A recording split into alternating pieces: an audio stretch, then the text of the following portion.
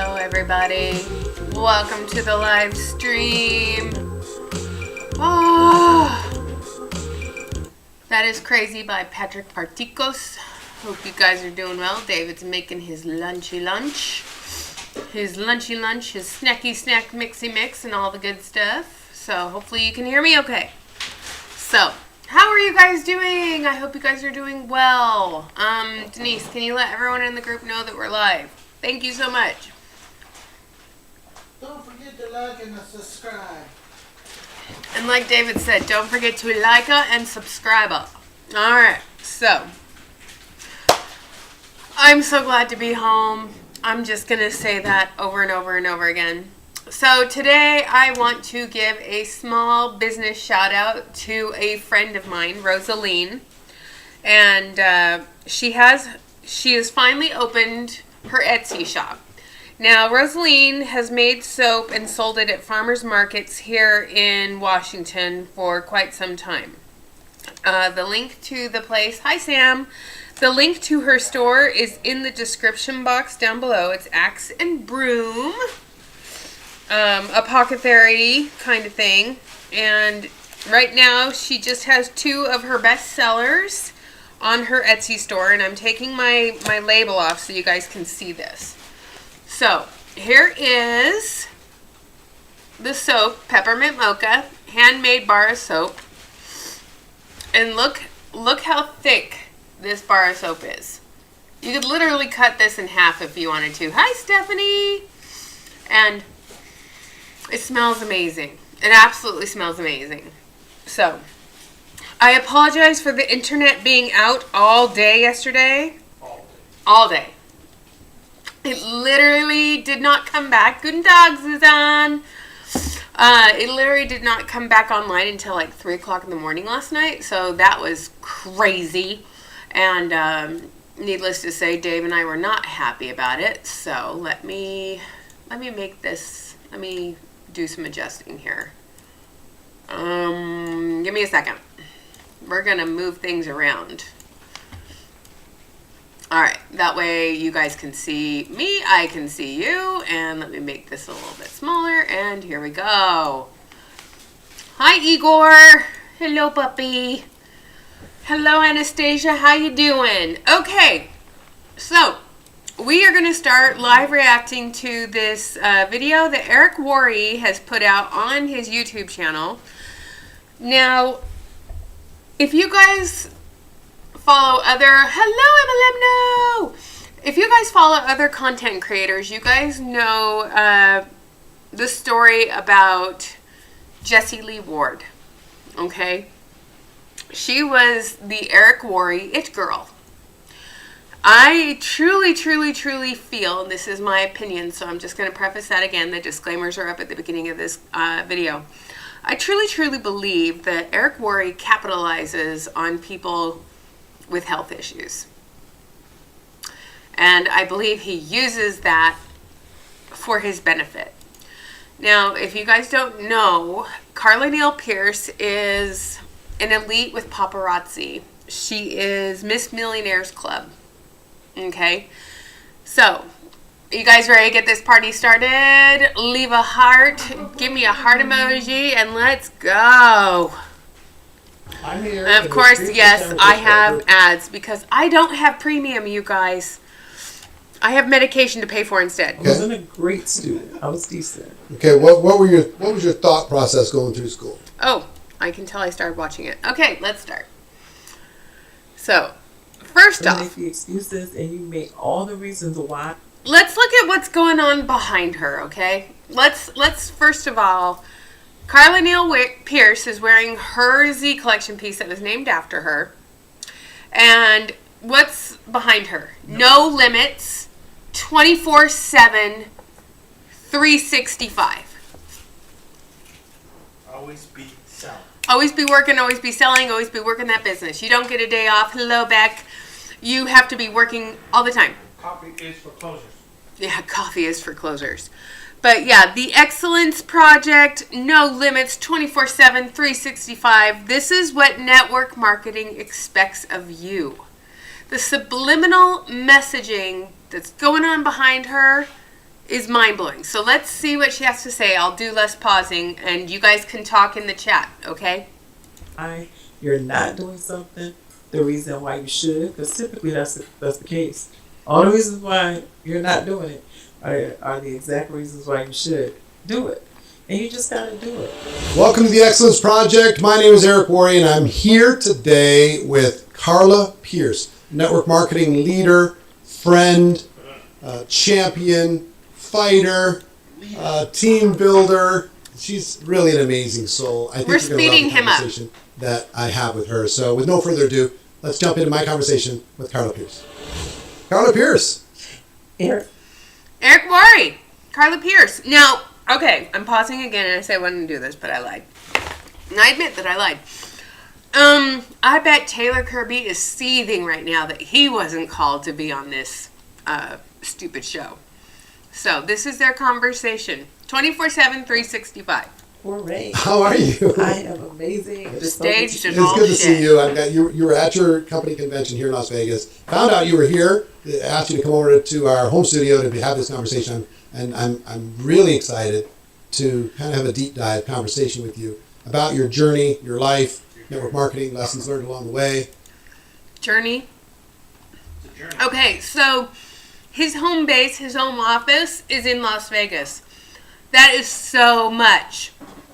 Okay, every single multi-level marketing company has a convention in Vegas. Hi, Emery. Lurk away. We've been friends for how long? Like maybe 6 years, I think. It's a long time. 6 years, something like Only that. 6. And where'd you grow up? I grew up in Springfield, Massachusetts. Up in Massachusetts. Yes. Really? I am a New England girl. A New England girl. Yes. And so, growing up in New England, what did your parents do? My dad, engineer, my mom, teacher. Okay. So they were kind of like, professionals. Yes. Mom kind of an academic type. Yes. Dad is what kind of engineer?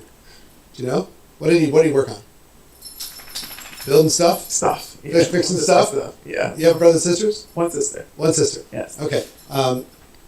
What did they think of? Because it doesn't sound like they were entrepreneurial.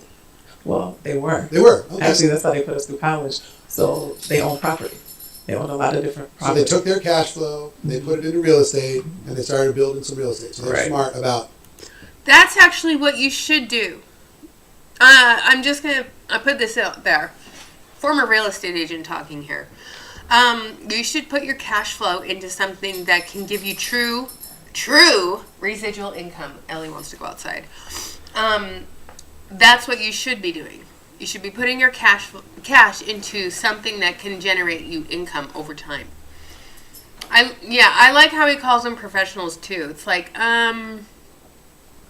professional rip-off artists, maybe. I mean, No, that's what she is. well, he is too.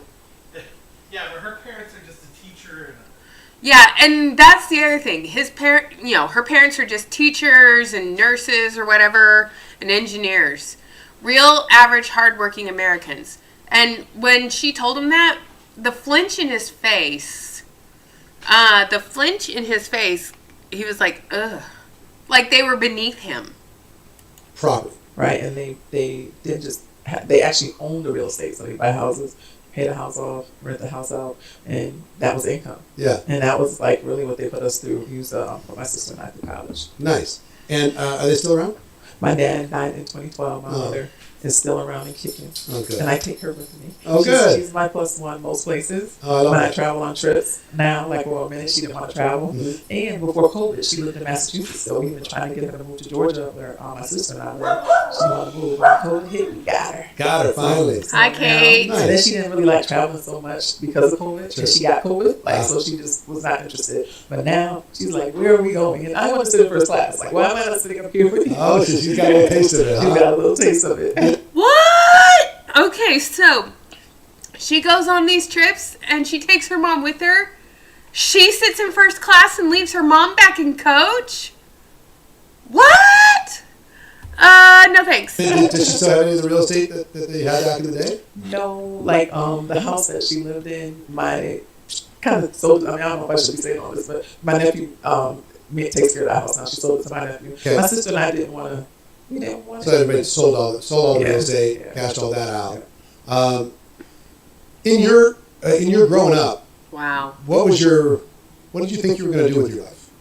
Not this. At one point wanted to be an attorney. Okay. And then after an attorney, I wanted to be an entrepreneur. I knew I wanted to work for myself. Really? Yeah. Why? Because I didn't want somebody telling me what to do. I wanted to make the rules. Yeah. You know, I wanted to make the rules. I wanted to drive my income. All those good things. Okay. Yeah, I wrote a paper in college about what I wanted to do, and I wish that I could find it because it talked about being an entrepreneur. You know, and I didn't know that it was going to come in the form of network marketing. Sure. And I tried, of course, a whole bunch of things and tried some things and failed. Yeah, well, let's get to that part of that journey.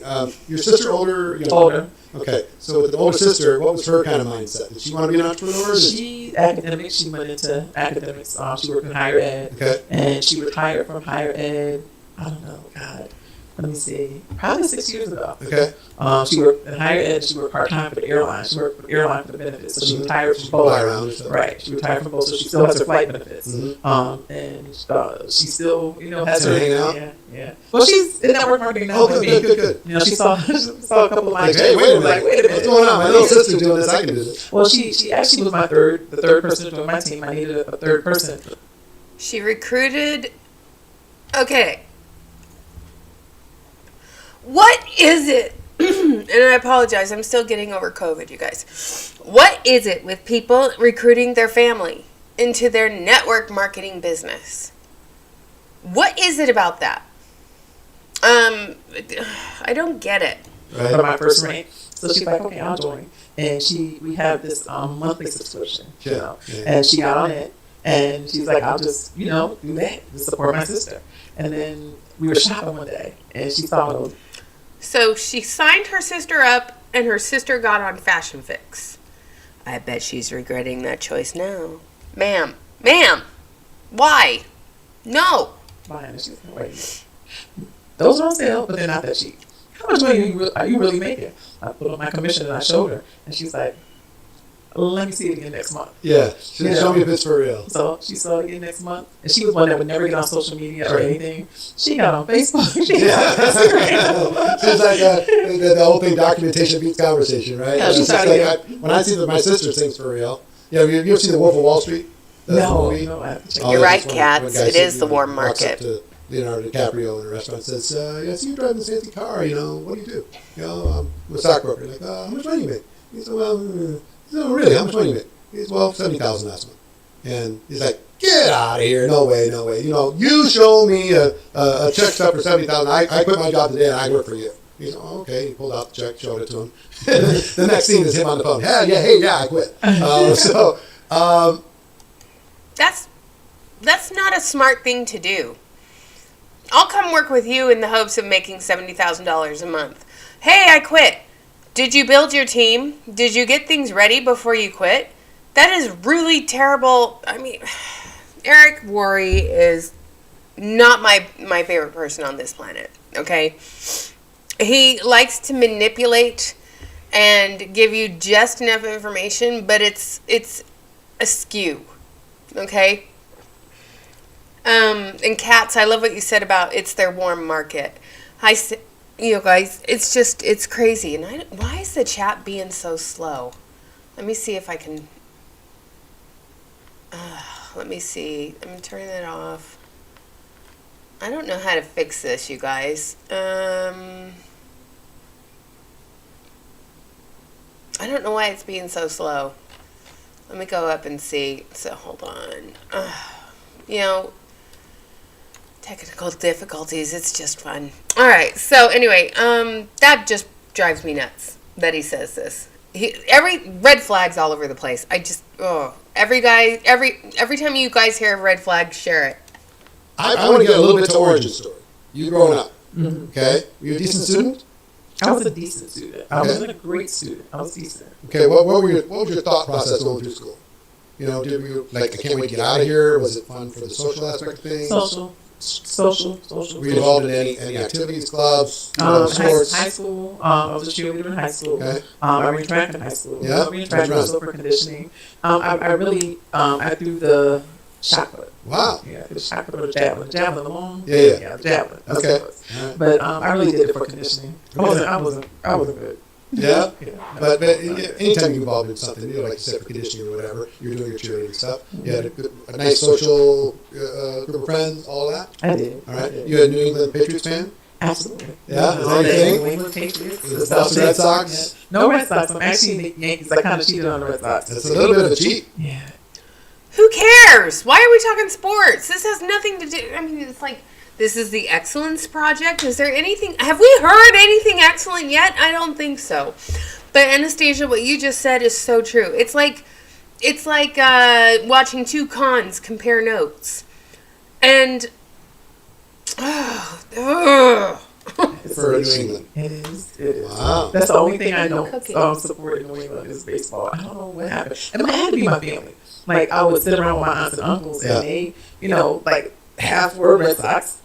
But the majority, I can't even say half, I had a couple of Red Sox, but the majority were Yankees. So Yeah, I went with the it's one or the other up there. Yeah. oh, he's Okay, so well, fake. Yankees won more than Red Sox did. That's for sure. So you Yeah. guys did that probably more That than was they the did. conversation. Of course, breaking the curse finally up there.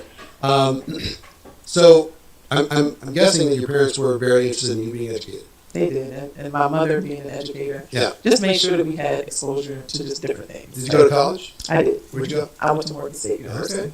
All right. What did you study? Business administration. And did you finish? I did. Graduate? I did. All right. Did you continue at all beyond your undergraduate? No, I didn't continue with the degree, Mhm. but I did get licensed. I had my license 663 life auto homeowners and annuities license and mortgage broker's license. So to me, that was my master's. Okay. I had to do a lot of studying for those tests. Yeah. In the past. All right, so she's a licensed mortgage broker, and she has her certifications to be a life insurance, car insurance, homeowners insurance agent. I'm betting she knows Erica from those circles, because Erica Cole was also a mortgage finance broker, I believe, and correct me if I'm wrong, but yeah. You know, the thing that drives our economy, you guys, and this is just something, if you've ever watched the movie The Big Short, if you know anything about the 2008 crisis, no, he's not listening to her. You're right, Anastasia. I didn't even point that out. Good observation. The mortgage market drives our economy. So when people buy houses, it puts real estate agents in business, home inspectors in business, insurance companies get new business. It keeps the title companies in business, mortgage servicing companies, banks. It keeps a lot of people in business. It drives the economy. When the housing market slows down or suffers a slump, so does our economy. When they raised interest rates over 7%, what slowed down? Our economy. And people are feeling the pinch. People are not buying things unless they absolutely have to. Like groceries. So you finished college, and did you go right into that other education of these degrees? No, or I did you came out. have some I other worked for interests? Ford Motor Credit in like their manager training program, and I did that. And simultaneously, I started a business on the side. I used to sell jewelry. Funny, Really? I used to sell jewelry. I would go to New York. I'd buy jewelry wholesale, and I initially started selling jewelry for brides, people who were getting married, and just supplying them the jewelry for their bridesmaids and the bride. And then I started selling silver. And I made a lot of money. Really? Did very, very well. Yeah. So I made this a is lot side of hustle? money.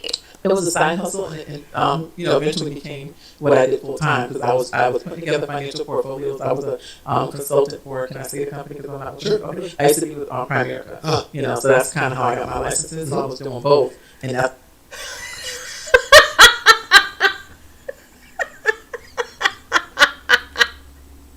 I was with Primerica, another multi-level marketing company. It's like, really? So she's an MLM jumper.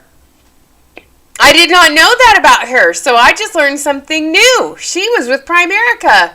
She sold jewelry that she bought wholesale in New York City and then went and took it home and sold it and made a lot of money. That's what I did. gross. Great training ground. Great training ground. Yeah, yeah. And like those licenses were just completely invaluable because it's something that I could take anywhere if I wanted to. Yeah. But I kind of put that on hold when I became a mortgage broker. I was making a lot of money. So this is when? I was making a lot of money. Like 2007. So right before. So she was a mortgage broker during the subprime fiasco. Again, if you have not watched the movie The Big Short, please watch that movie. She was a mortgage broker making a lot of money. How was she making money off of people? One, she was probably putting them into subprime adjustable rate mortgages, subprime ARMs. She probably didn't do income verification, is basically a person with a pulse and a paycheck. And she didn't care how much they made, if they could afford the mortgage or not. So she made a lot of money taking advantage of people in the mortgage servicing industry. That is why we had such a, astronomical downturn in our economy and why foreclosures were through the roof. It was because of people that were mortgage brokers that took advantage of people with a pulse and a paycheck. Well, the same thing happens with multi-level marketing. You have a pulse, you have a paycheck, great, let's take advantage of that situation. Before the crash. 2006 maybe, because I had a couple of good years. So if I'm getting the timeline right, you finish school, you get a job for more credit, start doing some jewelry stuff on the side, And the financial services. and the On the financial side. services, and jewelry on the side, and forward more credit was the kind of the full time thing. It was a full-time thing until those other things became full-time. And about what year did those things become a bigger thing? Maybe 06. 06. All right, so those are cranking up. You got your Actually, it was before that. okay, Because 06, that's when I had my first house built. That I actually had built. right. So it must have been maybe 03-ish, All right. maybe. All right, so early 2000s. Mm-hmm. This is something that people don't talk about a lot in any multi-level marketing. She was a six-figure earner. She made six figures before she joined the multi-level marketing company. She had a huge sphere of influence by being a mortgage broker. She had real estate agents, she had title people, she had other mortgage brokers, she had the tellers at the bank. She had a large sphere of influence. She had a large warm market of people that she could recruit into paparazzi, and she probably did. But the thing is she had the money to spend on a venture like this, whereas other people do not. And she made six figures prior to being a Millionaires Club bling boss lady with paparazzi.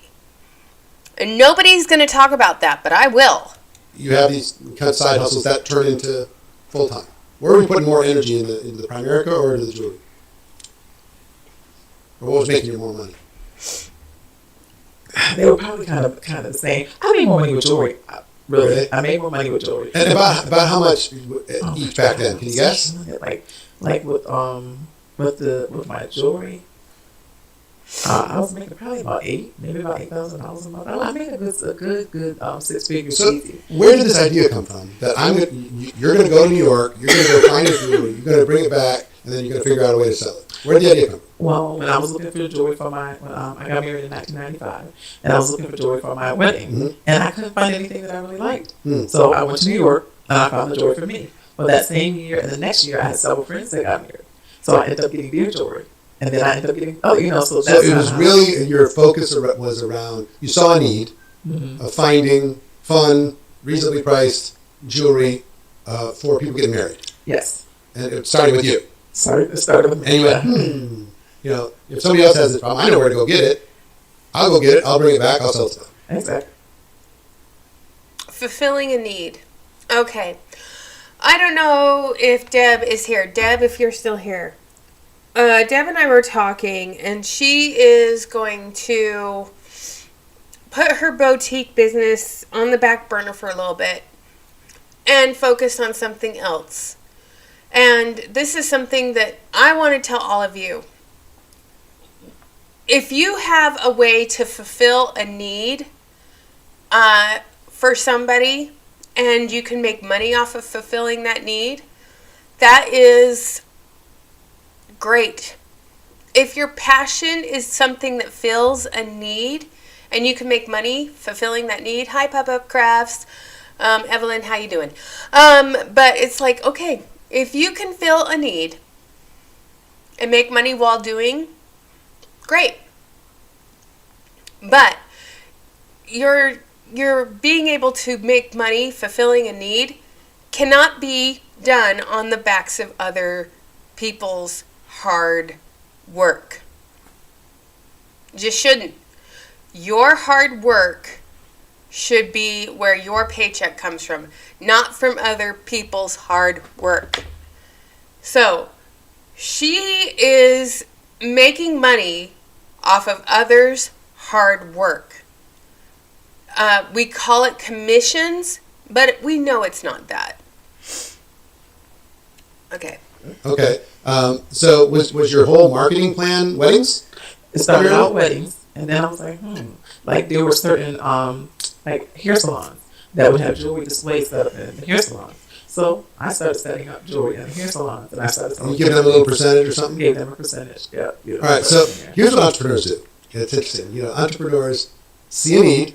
They have awareness because I'm sure other people looked around, didn't find jewelry, and just gave up, or went and bought it on their own and didn't see somebody else with the same problem. But you saw the problem, or you saw an opportunity. You're in the hair salon. You go, they don't have anything like what I have in here. People are commenting on my stuff. I'm gonna go put this. Ask them if they put something. It's free money for them. Exactly. They already have the space.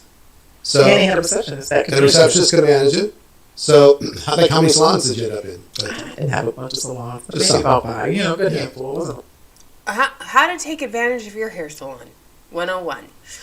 Okay, this just reminds me that when I worked at a spa, I was told I could set up a display on the counter at my spa and sell my jewelry there and manage it myself. No, I couldn't. It's against the franchise owner's rules. You can't sell anything non-Hand and Stone related. This was back when I was working at Hand and Stone, you guys. But it's like, no. So she goes into small little hair salons where the owner is independent and says, hey, you sell my jewelry, I'll give you a cut of the profits. She doesn't have to do any of the work. And does she pay the receptionist for the stuff that she's selling? Probably not. Ugh.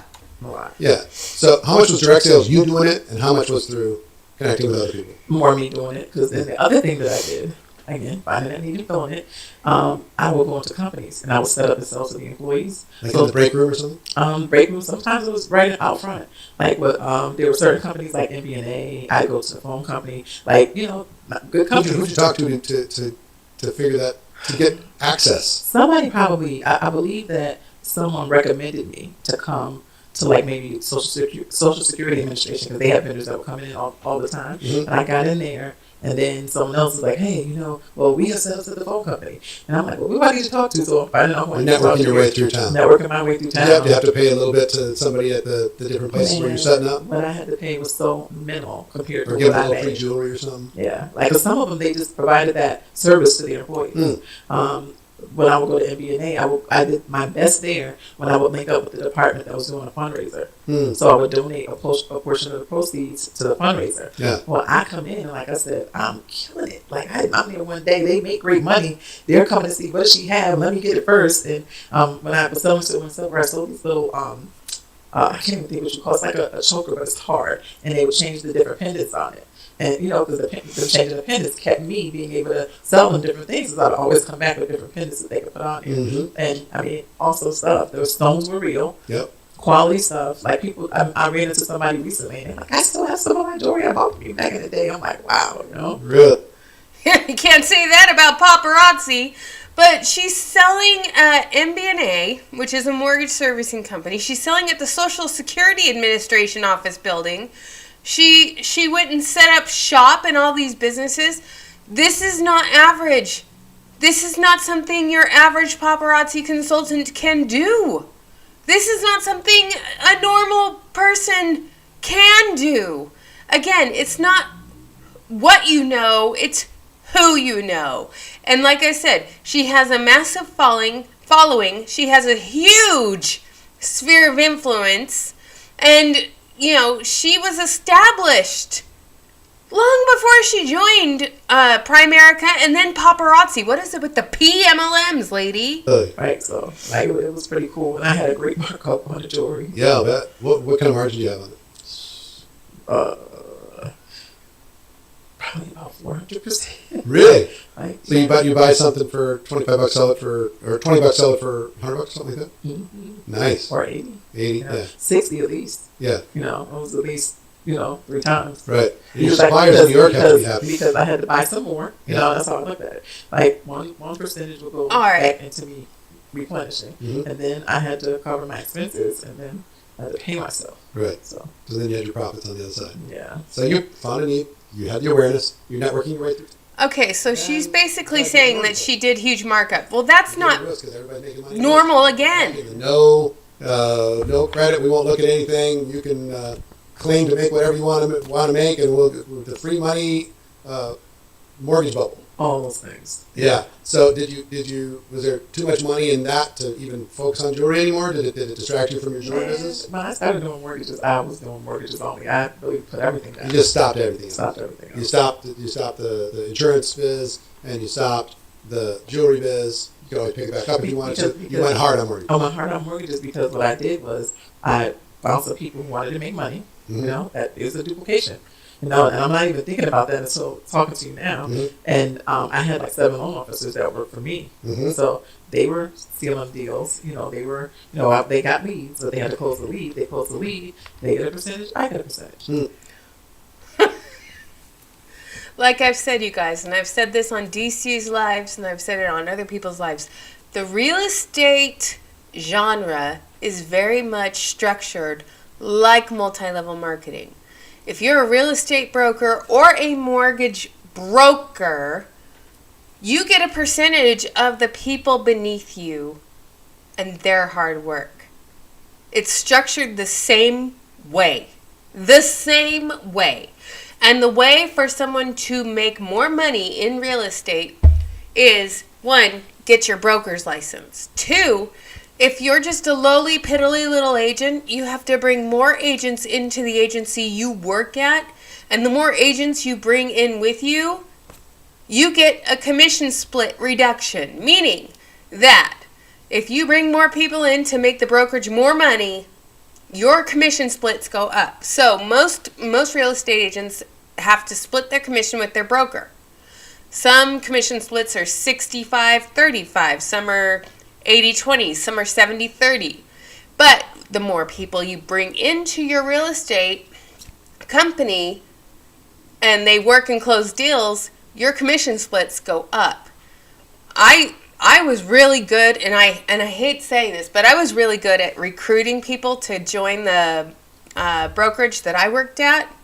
But I also mentored and taught them how to be a better agent because I wanted them to be successful, not just me. And I always got 100% of my commissions, with those splits because I brought enough people in. Because I would go to convention and trade shows and I would talk to other agents about why it's so great to work for my brokerage. It's the same concept. And it's just like with mortgage brokers, what she's talking about here. And people steal or poach clients all the time. But she didn't care because she always got a percentage of whatever they closed. And I still did deals myself too. So what I did, I'm making the max on. I'm curious about that too, B-Bomb. So Good days. yeah, a couple amazing years, right? 2006, 2007. And it was really cool because I was able to, write up all my expenses, then, pay myself. How much you make during that bubble? I made about $250,000 a year. Nice. Which was very good. Of course. Then. Big money. Yeah, that was Big money. It's big money now. I mean, average median income in the United States is $55,000 for a household. Right? Yeah, I just went over that in a video like last week.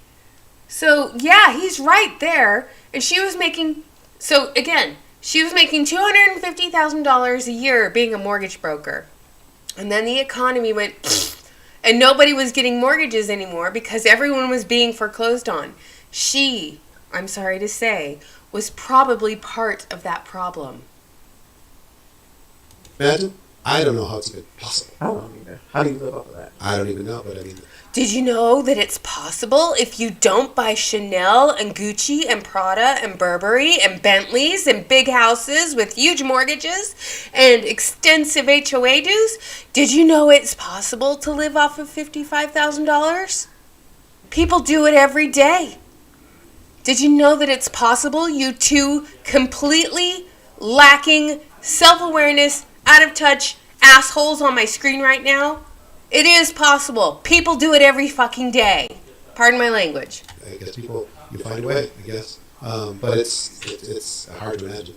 But 250, right? Right. And that was just me. I was making, Yeah. my ex-husband made good money too. Yeah. You know, he made $250,000, but. So you were married at the time? I was married at the time. Okay. So Wow. fast forward, 2008 hits. What happens? Lord, my world starts to unravel. The money starts drying up, you know, because the mortgage market plummeted, and at the same time, you know, starting to go through a divorce all at the same That all time. happened at the same time. All happened at the same time. Trauma dumping. Here we Did the go. struggle accelerated, or did success accelerate? Or did it have nothing to do with it? It was probably could have been a combination of everything. Could have been a combination of everything. When did you know in your previous, when did you know that, like, you know what, I don't think this is going to work out? If you're honest. You got married in 95, you said? Yeah. So now you're 2008-ish. You know, you're, whatever, 13 years in. Everyone When has that the 13-year did you itch. know, in your heart, you're like, you know what, I don't think it's going to work. I don't know. Probably when I left. Really? Yeah. So you were just Like like, enough was enough. enough is enough. All right. A lot of people don't leave when enough is enough. They just stay. You know what else? Marriage, just like everything else in life, is hard work. If you got married for the right reasons, then it's not hard. And it's never enough is enough. Okay? I do have a close family member who is going through a divorce right now.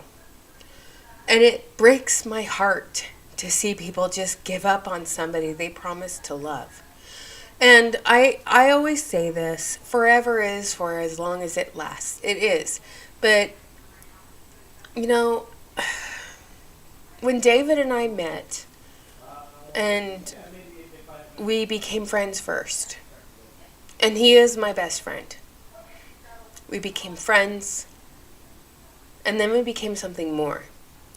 But the other thing we said is, if we do this, it's forever. We will work through the hard things. I will be there for you in sickness and in health. I will be there when the piggy bank is full, and I will be there when the piggy bank is empty. And people, I think, sometimes don't look at their marriage that way. And it's constant work. It's constant. You are constantly doing what you can to improve yourself. Communication is huge. And it's called the 13-year itch for a reason, because most marriages don't make it past that point. Or they start to struggle at that point. If you're able to make it past that point, you're doing good. You're doing good. That's my thought. I'm not encouraging somebody to make a decision that they don't want to make, but I also admire people that are willing to say enough is enough. I only get one life. This isn't the life that I want. And he and her, in my opinion here, this is all my opinion, are the absolute bane of selfishness and narcissism. Okay? They are extremely narcissistic and selfish. And what he just said there proved my point. You know, I'm gonna go down another path and wish you the best. Yeah. Was it ugly? Was it friendly? Was it? Man, I don't know if divorces are not ugly. Yeah. You know, it was absolutely disgustingly ugly. Mm. You know, we're cool now. Like, we're friends now. Yeah. We co-parented very well. Anastasia, she has another sob story coming up. I don't know if you guys know this, but Carla Neal Pierce has been through cancer. Not once. She's going through it again. Okay? So, that is another sob story. He loves the trauma dumping. He loves the sob story. And it's coming. I'm just letting you guys know that now. Well, with my son. But I had to put my feelings to the side and focus on what was You're gonna be right, best Wolf for Cat, my and that son. is sad. And I How old was your son at the time? He was, when we separated, 8. Mm. When we divorced, 10. Got it. It took a minute. Got it. So marriage is falling apart. Trying to deal with, your son, formative age, incomes being wiped out. It's looking pretty bleak. In the United States, the economic crisis, all that stuff. What did you do to make money? So Just when I want to moved- smack I moved his to face. Georgia, 'cause I needed to go with your family. My parents are still in Massachusetts. My sister in Georgia. I opted for Georgia. Felt like close to living. Was your son with you at the time? Or? Yeah. Okay. Yeah. Not that, Kate. I just want to respond to your comment. You're right. It can be amicable, but it's amazing what comes out of people during that process. I've seen a lot of my sisters and family members and friends go through divorce, and they always believe that it will end amicably, but it doesn't. It's really sad to see that people you thought you could trust rip your heart out, stomp on it, mangle it up, and then hand it back to you and say, here, this is your mess to deal with now. I wish that more people had better outcomes, but almost everybody I know who has been through divorce has been through a really shitty divorce. Hi, Denise. So moved here and just started all over, started rebuilding. I actually work in education when I first moved here. To Georgia. To Georgia. Yeah. And more so because it was more important for me to be there for him. Mm-hmm. And I needed hours that were going to coincide with me being able to support him. What did you do in education? I helped not underserved youth access college. When I first moved, I taught a reading class to 8th graders who weren't reading on level. And so I worked at the Parent Center for one of the school districts. So how much were you making as a teacher? Oh my God. It was like non-existent. Like I was paying the bills. Again, the lack of self-awareness of these people. I'm sorry. And how much were you making? I wasn't enough. It wasn't enough, but I was paying the bills. I couldn't wear my Gucci, Prada, Chanel, and have my Burberry, and I couldn't get my Birkin bag, and I couldn't travel first class, and I couldn't drive my Bentley. I was struggling. Okay, I'm glad that you have some self-awareness to what the average person goes through, but you have been out of touch for a very fucking long time, Carla Neal Pierce. I'm just going to put this out there, okay? You have been out of touch for a very long time. And I don't think you know how to put yourself in other people's shoes who are actually struggling. Okay? You two don't go and do your own grocery shopping. You guys probably hire someone to do your grocery shopping. I doubt neither of these people know how much a dozen eggs cost. I doubt neither of these people know how much a loaf of bread costs. It's like, are you kidding me? How emotionally did you go from like a year or two before to what? 40, 50? I think, maybe about 70. Yeah, 70, about 70. 30, 35 an hour, something like that. That's a big drop. It's a huge drop. 1/3. Some people would be lucky to make that. Extremely humbling. Yeah. Was that hard emotionally to kind of manage, or were you just saying, you know what, I'm going to do whatever I need to do and put one foot in front of the other? I really put one foot in front of the other because I knew how to manage it. How did you know how to manage it? What gave you that skill to be? How did you know how to manage your money? Financial services industry. Really? Why? Because we learned how to pay ourselves first. We learned how to spend our money on paper first. Okay. And then actually spend the money. So you learned some disciplines from your primary experience. Yeah. Mm-hmm. And at the time. And here's another thing. How many people know how to pay themselves first? And how many people have the luxury and the ability to pay themselves first before they actually go and pay the bills? It's not typical in America these days, you guys. It's just not. Her financial knowledge is better than most average Americans. But she's not going to impart that knowledge on you. I mean, Erica Cole has her stupid YouTube channel where she talks about this. And it's excellent knowledge given. It's actually good content. But I'm not going to promote that because I can't stand the woman. What were your parents' thoughts about everything that was going on? It was hard. It was definitely hard for my mom, like, because my parents were married for 49 years before my dad passed. So, like, she really struggled with the whole divorce. She did. It took her a minute to understand that, it had, right, exactly. And I have to say, even through that, with that 70,000, my parents helped me a lot. Because I wanted to make sure that I kept my son involved in all the right things, and he had all the right exposure so that he could be the best that he could be. That's nice. And I couldn't do that on $70,000. No. So well, that's great. A lot of extracurricular. She couldn't do that on $70,000 in Georgia. She couldn't do that on $70,000 in Georgia.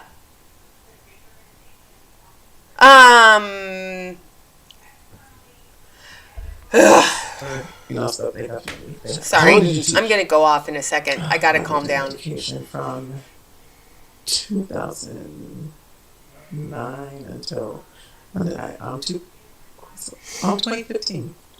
6 years? Yeah, 2015, because the company that I was working for, I worked for a nonprofit, so I didn't work actually in this school district. We partnered with school districts.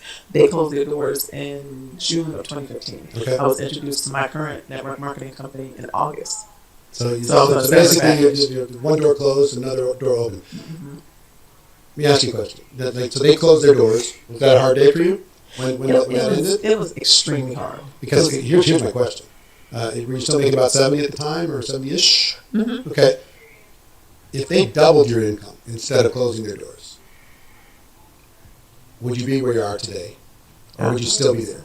I think I'd still be there. I know I'd still be there. So even... I call bullshit. I just honestly call bullshit. Wolfcat, a lot of families are surviving on $70,000 or less right now. And a lot of families would be considered lucky if they could survive on $70,000 a year. And Wolfcat, I live comfortably in Georgia for way less than $70K a year, just saying. Exactly. And I love that you guys are like, yeah, her clothing allowance. I wouldn't be able to cover the clothing allowance. I can't remember the last time I bought clothes, you guys. I think the last time I actually bought clothes was when we were on our trip, and I bought shoes in Germany.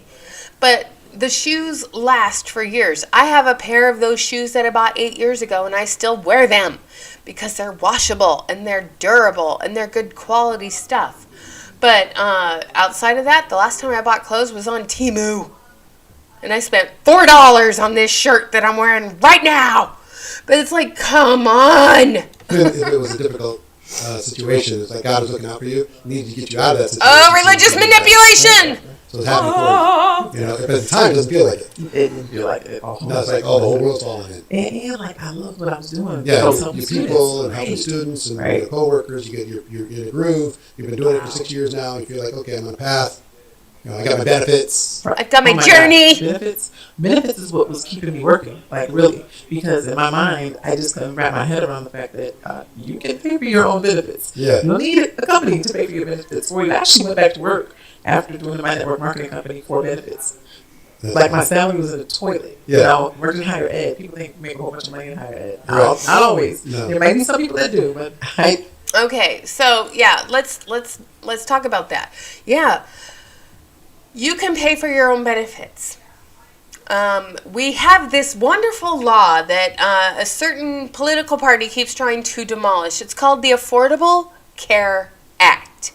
And if you are a self-employed person, you can go onto the exchange and get your benefits at a cost. And yeah, if you are making good money as a self-employed person, you can go on the exchange and buy benefits.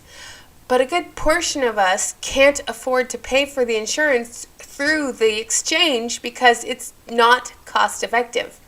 It is, in most cases, cheaper for us as human beings in the United States of America to go and get a job in corporate America where the insurance is offered to us through our employer because it is cheaper. And that is part of the reason why I work, you guys, because if anything should happen to David's job, I can go to my employer and say, we've had a family event, a change in events, and I need to get on the insurance for me. And I can do that. And that's something that I've always had that in the back of my mind. Insurance is not cheap. the fact that she's like, well, I can buy my own insurance. I don't have to work for corporate America. Yeah, not everybody has that luxury. It did not. Right. Made less there than I did when I was working, K-12. And I went back for benefits. Yeah, and then you finally realize, wait a minute, I'm making a bunch of money. I can do my own benefits. I don't need to do that nonsense. I think I might have been there 3 years. Yeah. So your son's grown up. He's probably 16 or so at the time. And this door closes. You got a couple months, and then you get introduced. Mm-hmm. Okay, so tell me about that introduction. No one asked me to join. To this network marketing, yes? They asked me to join. The person that I joined under sent me a link to buy something from her. And when I saw the price point, I'm like, she's selling this. I know, it can't be it has to be. And just for clarity for listeners, Carla still, her network marketing company is involved in jewelry, which she has a little bit of background in. She did well with before. I got to ask you before we get into the network marketing journey, did it ever cross your mind after everything blew up to go back to sell jewelry? You just had to get out of town. Like you needed a fresh start. Yeah, well, let me say with the jewelry, what happened when 9/11 happened, a lot of things changed. The other thing is if you have terminal cancer or any kind of cancer, you can get terminal health insurance on the exchange for very low premiums. And it is possible because my friend who I was a real estate agent with, my partner, she got lung cancer. Never smoked a day in her life, got lung cancer. And we got our insurance on the exchange, and it was considered terminal life-altering insurance or something like that. But we were able to get her care. Unfortunately, Karen still passed away on Halloween Day in 2012. And, lung cancer took her. She was an amazing woman. But it is possible. But yeah, the premiums are high for a high-quality health plan. I mean, David pays quite a chunk of change out of his paycheck for me because I'm an expensive wife to insure. Okay? I'm like millions of dollars a year for transfusions, medications, infusions, medications. I mean, it's insane how much we have to pay for me. For a minute, I think the you go tariff get laws something. changed. I'll be right Getting things in and out of the country wasn't as easy. A lot of my jewelry was made in Mexico. Got it. So it was difficult just getting things made. I actually went through a third party. We would design some things together, have it made, have it come over. All of that was almost non-existent. So I had to pivot. I had to do something different. I understand. All right, so you move over there and you get introduced, and this friend of yours sends a link to buy some jewelry from her. Right. And you look at it and you see the price and you go, what? I'm not buying anything from you. Yeah. I actually asked her. I said, do you think we can make money doing this? And she's like, I think so. I'm not buying anything. Sign me up. Yeah, so forget me being a customer. Show me how I can go sell. But you're not a product of the product. I'm not buying anything. Just sign me up. I can make money doing this. I know network marketing. I've done it before. I can do it again. Oh, because you had some experience. So you go kind of going back to your roots again. Right. Right. So you get introduced to this company, and was it mostly to sell? Did you have any thoughts of building a team? Because you built a little bit of a team in the mortgage side of things. I did. So you got a taste of that, and you got introduced the idea of building a team with Primerica. So you had a taste of that. So when you're introduced to this, your first only thought was, I'm going to sell some of this stuff. Well, looking at the price point. Yeah. I just thought about the dollar stores and how the dollar stores became a multi-billion-dollar industry. When they first came, we're looking at the dollar store. Who's going to the dollar store until we started going to the dollar store first? The fact that she's comparing paparazzi jewelry and accessories to the dollar store is freaking cracking me up right now. I just thought of the dollar store. Because people make money. The dollar stores are multi-millionaires. Woo-hoo-hoo, the dollar store. Yeah, and guess what? The quality is getting to the point where it's almost dollar store quality. So I'm sure Paparazzi Jewelry Accessories just loves that she compared their product to the Dollar General or the Dollar Tree. Right? So I looked at that, and I looked at the fact that everybody can afford this. Everybody can afford this. So I'm like, there's something here. So you get involved. What's your strategy? Talk to me about how you got going. What did you do? I just, I was on the service package, and I'm like, I'm going to show this jewelry to as many people that I could possibly show it to. I'm going to sell this jewelry. So you had a network of friends and stuff. I had a down network there of for a friends, while. yeah. So you went to everybody saying, let me just show it to you. Yes. So it's just face-to-face stuff? Mostly face to face. I looked for opportunities to vend. You know, You can set up a little pop-up shop somewhere. Exactly. Yeah. Yeah. So So little trade shows, festivals, any place you could set up like you were doing in the businesses up in New England, you were now doing in Georgia. Did you go to any like salons or any of that stuff?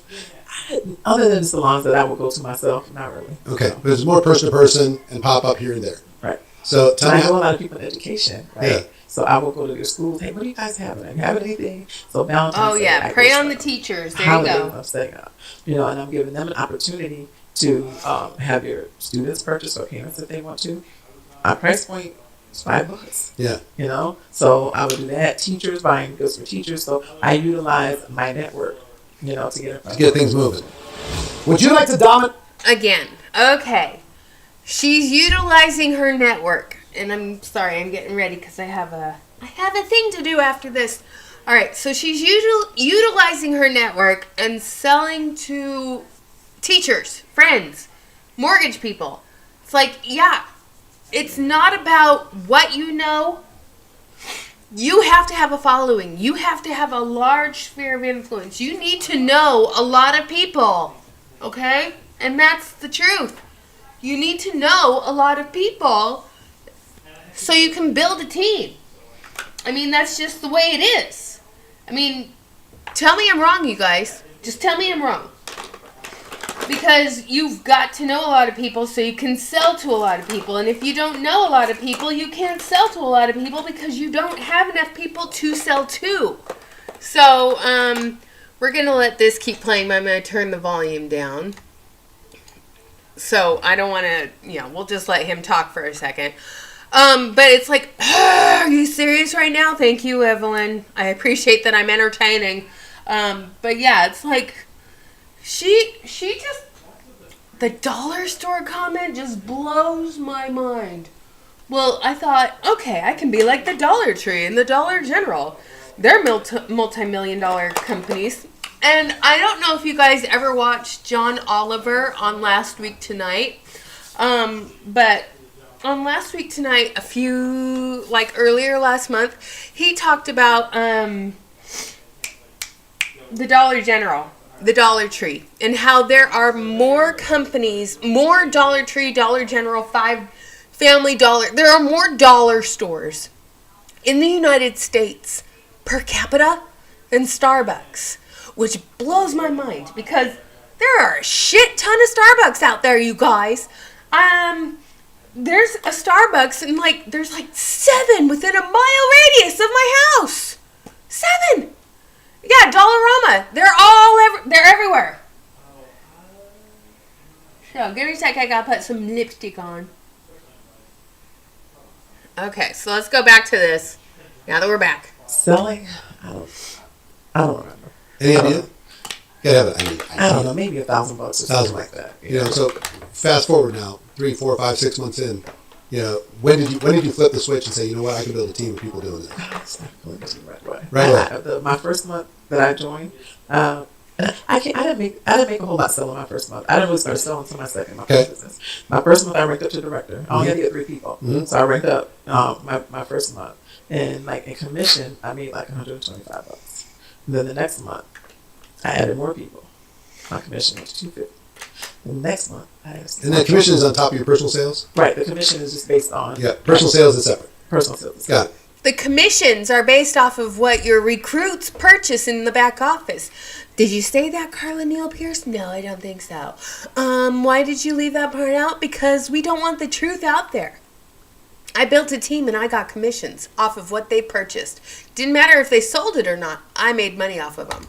So what you doubled from 125 to 250. And then I went from 250 to 550. Okay. And from 550 to 1100. That was my first. Almost like double every single month. Every single month. It doubled. And then, it kept going up. Then double immediately after that. But it's sustained.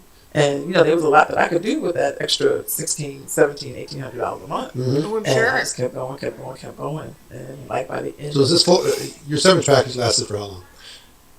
How long was our severance package? Our severance package might have been a year, maybe. Oh, so you had some time. Yeah, I had time. All right, so let's say you had a year, so you had a little runway.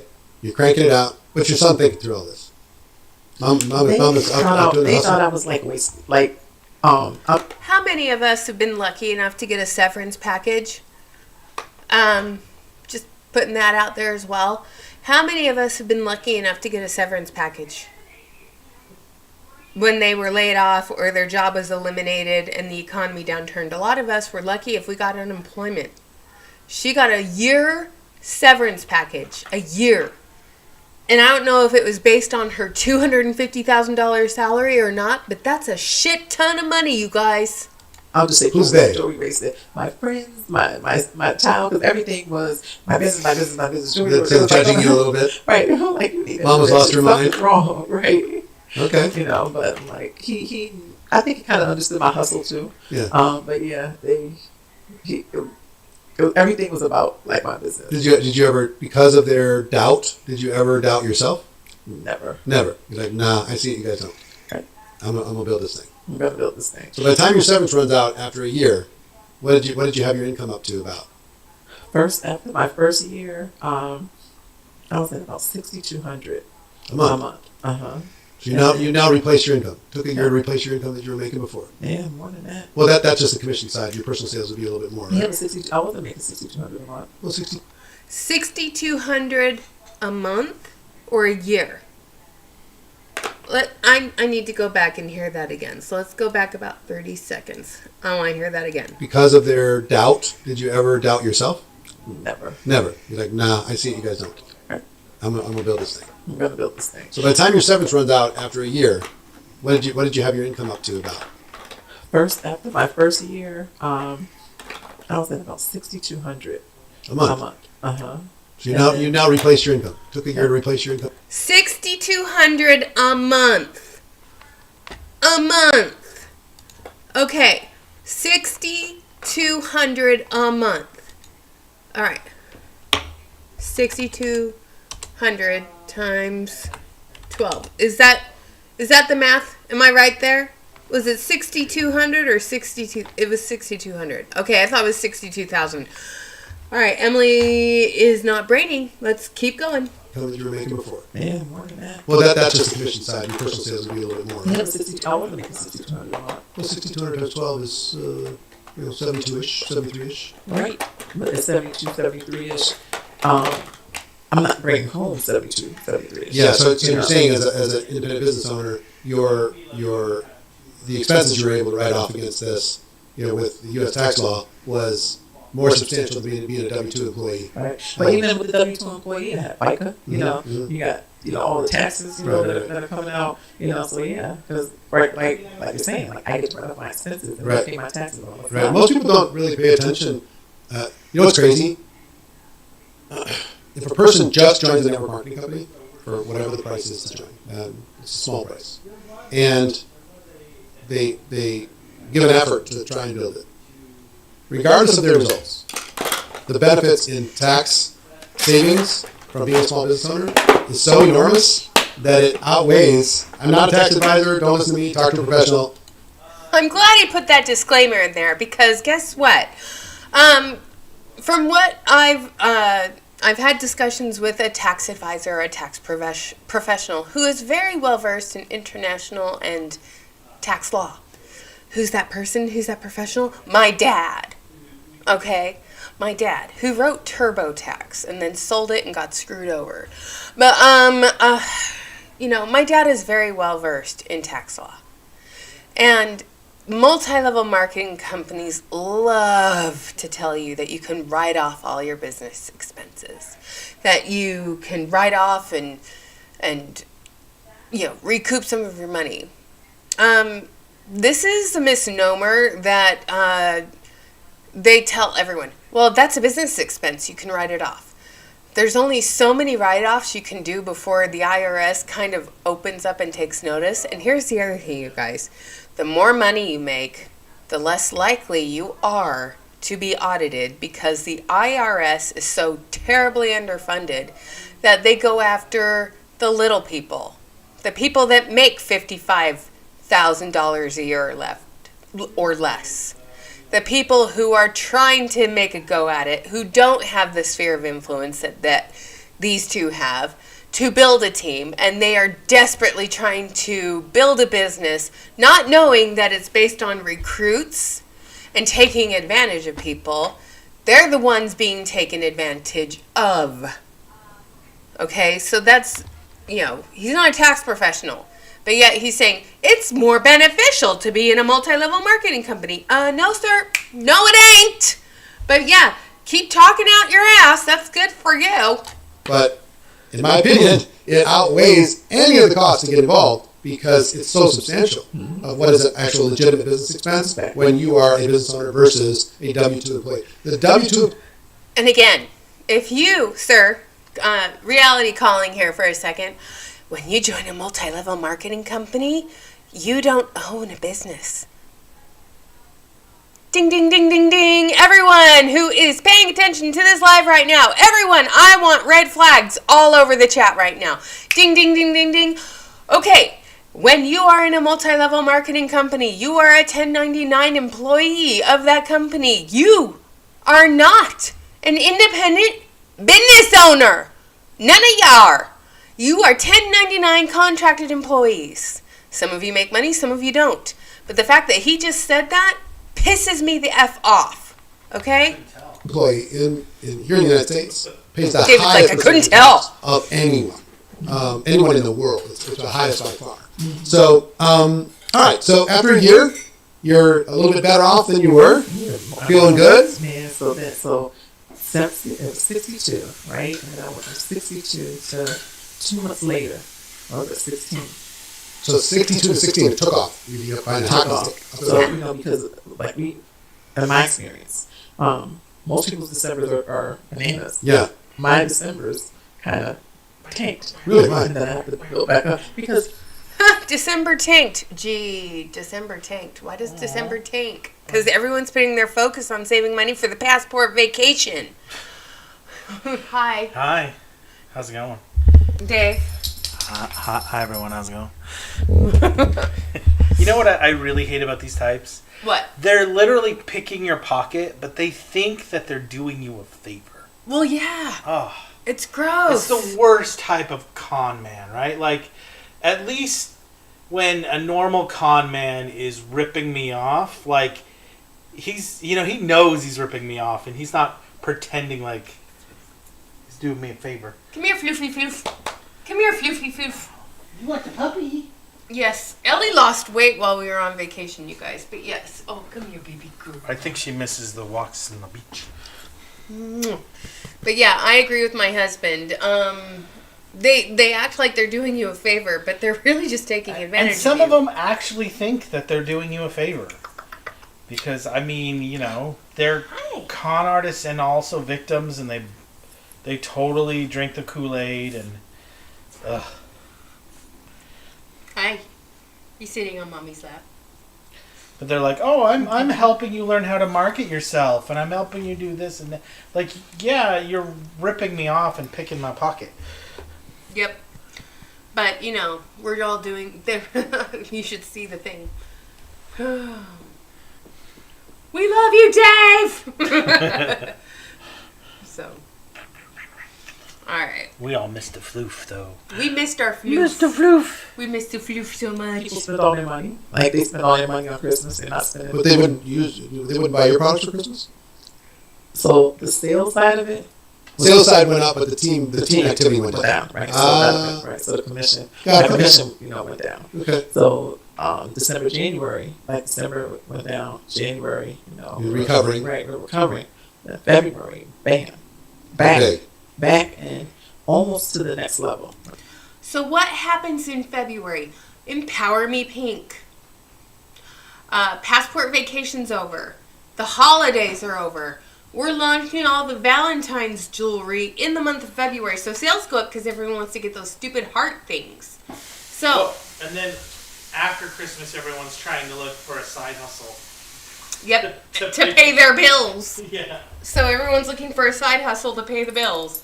So yeah, my commission goes up in February because the passport vacation is over and Empower Me Pink has just started. So we're indoctrinating all the new people. Ugh. Right? I said that wrong. So I must have been about, I don't know what it was in February, but it was good. Yeah. March, it was 16,000. So I ranked up again. Got it. 2 months after that, it was over 19,000 because I ranked up again. Mm-hmm. I ranked up Oh, 5 sorry. times in a year. Yeah. 5 times in a calendar year, 5 times in a company year. Yeah. So she ranked up 5 times. So she went from 6,200 a month to 16,000 a month to 19,000 a month to what? 100 something. And then by that October, I was at $50,000 a month. $50,000 a month. Now we're talking. Mama's back. Mama's back, baby. Mama's back. No, there wasn't any critics then. No There was criticism. no. They were like, Everybody was oh like, my God. "Attaboy, Mama, I always believed in you." Right.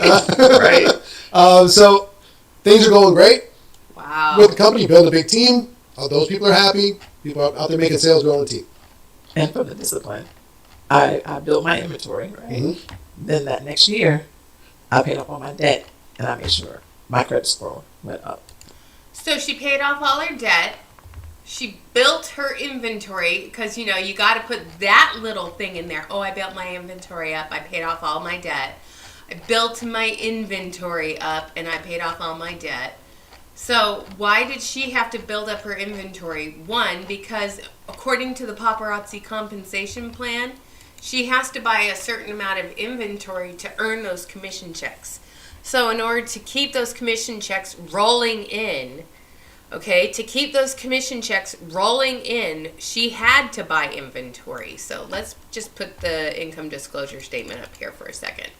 So she went from $6,200 a month, which is about this right here, executive producer, to what, 16,000? So she went from 6,200 A-lister to Maven A-lister. Now she is a Lex jet setter or above, according to what she's talking about here. So let's keep going because she still hasn't said her rank, but she's sharing her income claims. And here's something else.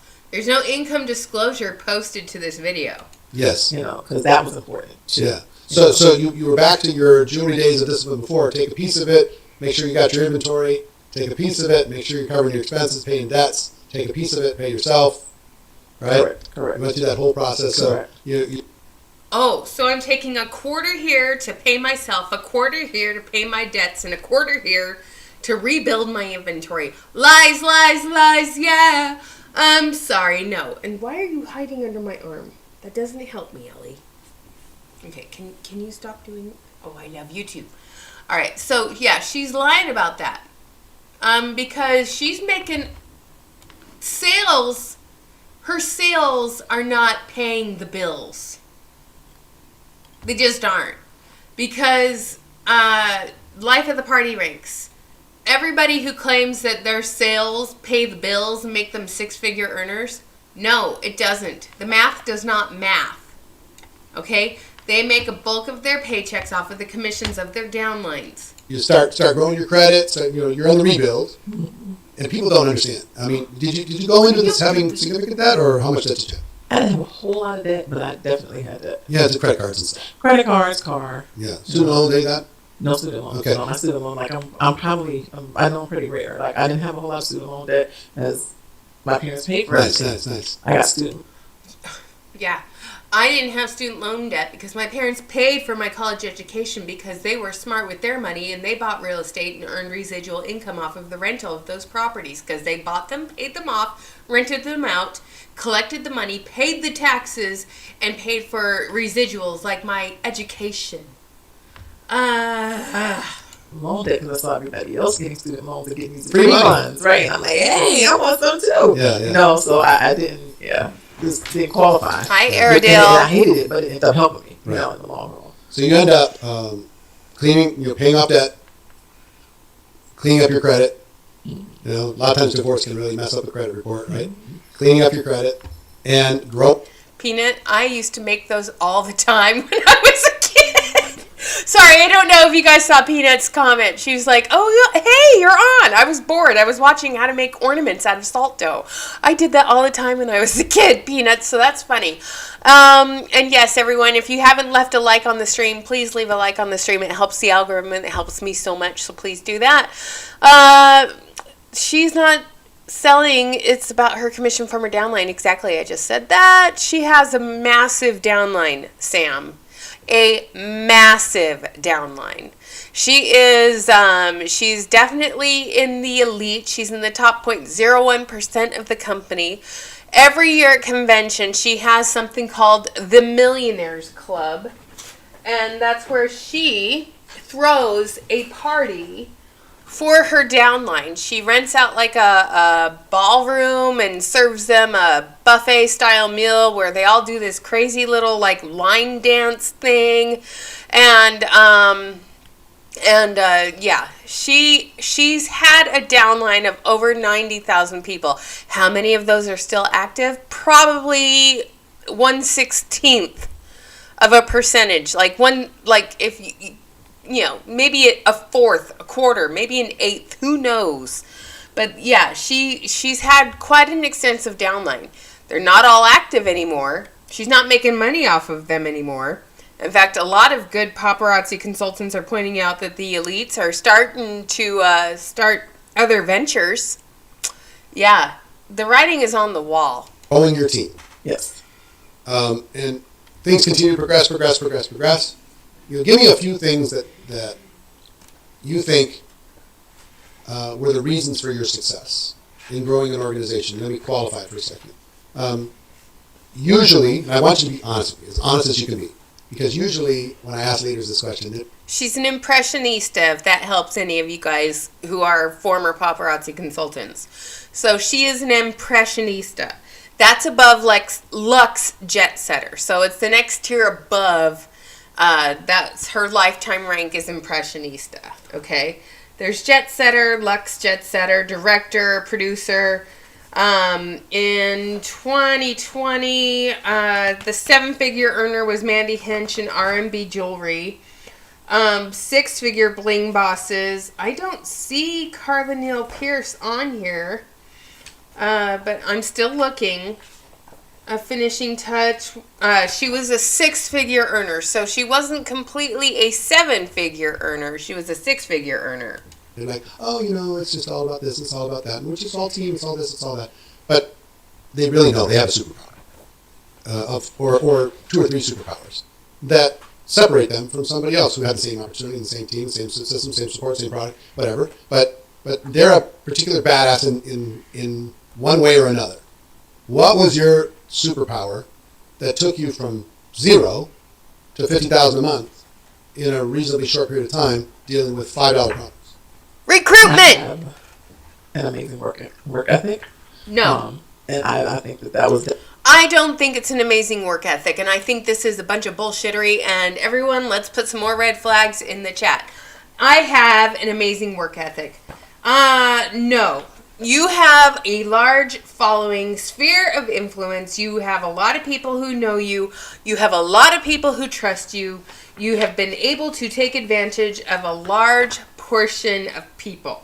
It has nothing to do with a work ethic. She is a black diamond seller with paparazzi jewelry and accessories, which means as a black diamond, life of the party, she has purchased 75,000 pieces of jewelry. All right, or 37,500 pieces. So she's black diamond. She buys just enough to get that trip to Vegas with the commission or the life of the party thing for $2,000. But that's not 6 figures worth of sales. This is major lies. It has nothing to do with work ethic. Definitely nothing. Superpower.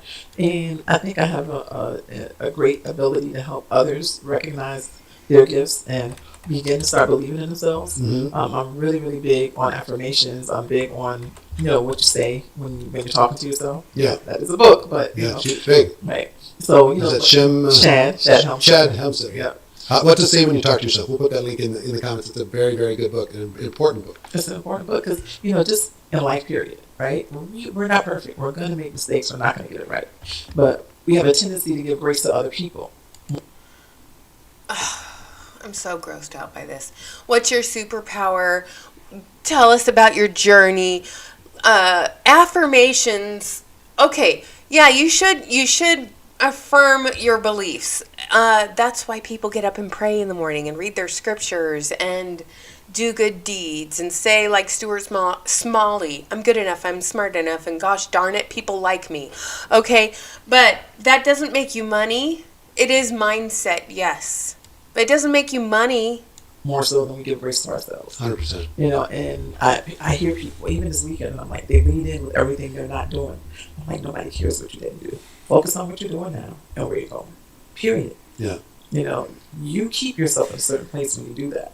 You know, and that self-talk is just, it's essential. So you feel like one of your superpowers is being particularly good at coaching and mentoring people to get past their limiting beliefs, see the potential that's in them, act on that potential. Mm-hmm. Yeah.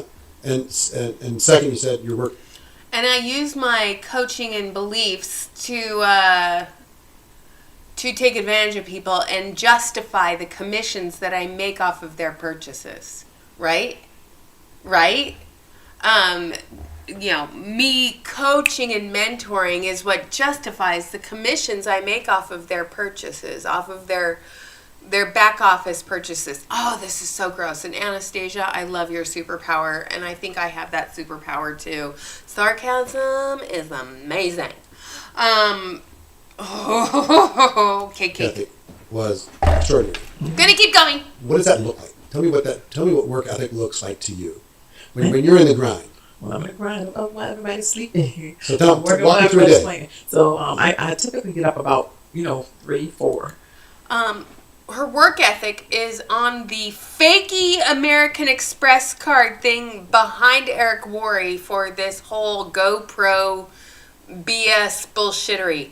No limits, meaning there are no limits on crossing people's boundaries. There are no limits on taking advantage of people's bank accounts. There are no limits to anything you do 24/7, 365 days a year.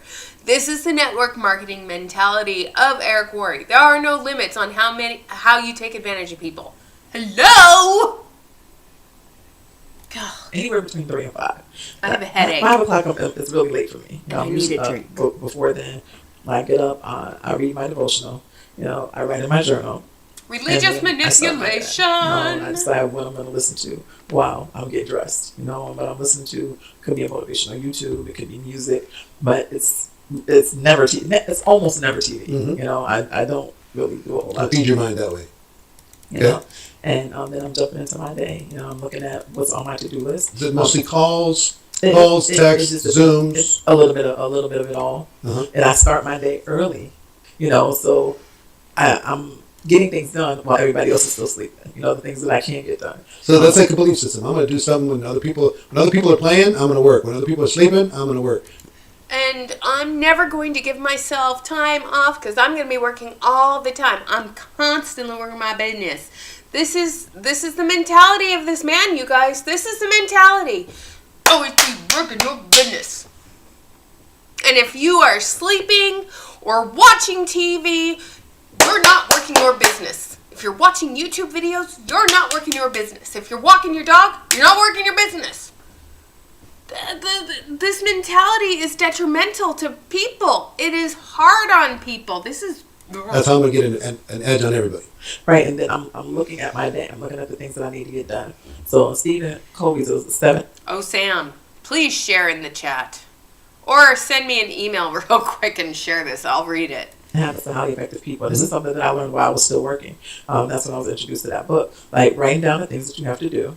Right? Mm-hmm. Get your to-do list written down. And then whatever you don't finish that day becomes the top of the list the next day. Yeah. So I'm looking at the things that I need to get done. And I dive in. Are you still a list person?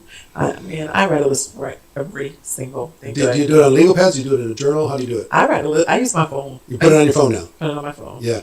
For whatever reason, a legal pad is more satisfying to me than a phone because I have to turn my phone on. I have to go to where I've got my notes. Oh, it's been working your business. But if I have it be like Erica Cole, physically in front of me, it disrupts my distractions and causes me to look at it. But whatever works. I mean, if it works for you. So your day starts at between 3 and 5. You know what else they do? They work their business when they go to church on Sunday. They're looking for new members of the congregation to bring into their fold, to be their cult-like following. It's gross. I've witnessed this firsthand, and it's gross. 5, when does it end? When does the work day end? When you're in the grind? My days are my sleeping patterns are horrible. So are mine. Between 3 and 4, really. 5 o'clock. I used to do a 5 a.m. call every day. When Clubhouse first opened, I get on there, talk to people, business tips, motivation. Then I got sick, so I had to put that. We'll talk about here comes the trauma dumping. Get ready. I do that. We order our new releases. My company 3 o'clock every day. Order my new releases. So after new releases, I typically take a nap. Then I get back up anywhere between 7 and 10. Okay. I might lay back down again, and then I'm back up again. That's why I said my sleeping patterns are like crazy. So you're all over the place. So, but they're consistent. Yeah, no, I get You know what I'm saying? But when you're in the grind, is it like a 10-hour day? What is it? Probably a 10-hour day. Okay. Yeah. Got it. Yep. So. All right, everybody watching right now. Hello, everybody in the chat. Hello, everybody watching this. If you have not left a like or a comment, please do so now. If you have not subscribed, please do so now. Now, I'm going to say this. How many of us work a 10-hour day for our employer? How many of us put in 50 hours a week without being paid overtime for our employer? If that's you, raise your hand. I have not worked a 10-hour day in years. One, because I believe in work-life balance. If you don't know what work-life balance is, you clearly have not had a job that demands so much of you. But there is such thing as work-life balance. You go to work, you do your job, you clock out, you go home. You stop thinking about that job. You stop thinking about work. You go home and you focus on the things at home, like your family, your floofs, your spouse, cooking a meal for them, cleaning your house, getting rest, real actual rest. Yes, we have heard elites recruit their ER nurses. We have heard recruits or elites talk about how they go live at a funeral and sell at a family member's funeral. I mean, Erica Cole admitted that. Taylor Kirby does that. It's just like, these people don't have limits on boundaries. They don't know what they are. It's like, gross. Any other superpowers that come to mind? Superpowers! Make you unique? I think the biggest thing is just getting people to see it, getting people to believe that they have the ability to accomplish whatever it is that they want to accomplish. And really, how do you do that? How do you get them to see helping it? them to shift the way that they talk. Because what we say manifests. I was sharing with some people this week that it's so unfortunate that some of the music that the kids listen to really drive their decisions. And it's not positive music. Sure. But... All right, Tipper Gore. All right, you guys, everybody, it's time for a small little breaky in the live. So I'm going to put the member screen up. Actually, let's all take a break. I'm going to turn on some music. Let's turn on the song Crazy because I'm feeling a little bit crazy. I've drank a lot of coffee and I need a potty break real quick. So, everybody, I'm going to put up the member screen for a second and I will be right back. Take a break, get a coffee, get a snacky, do all that stuff.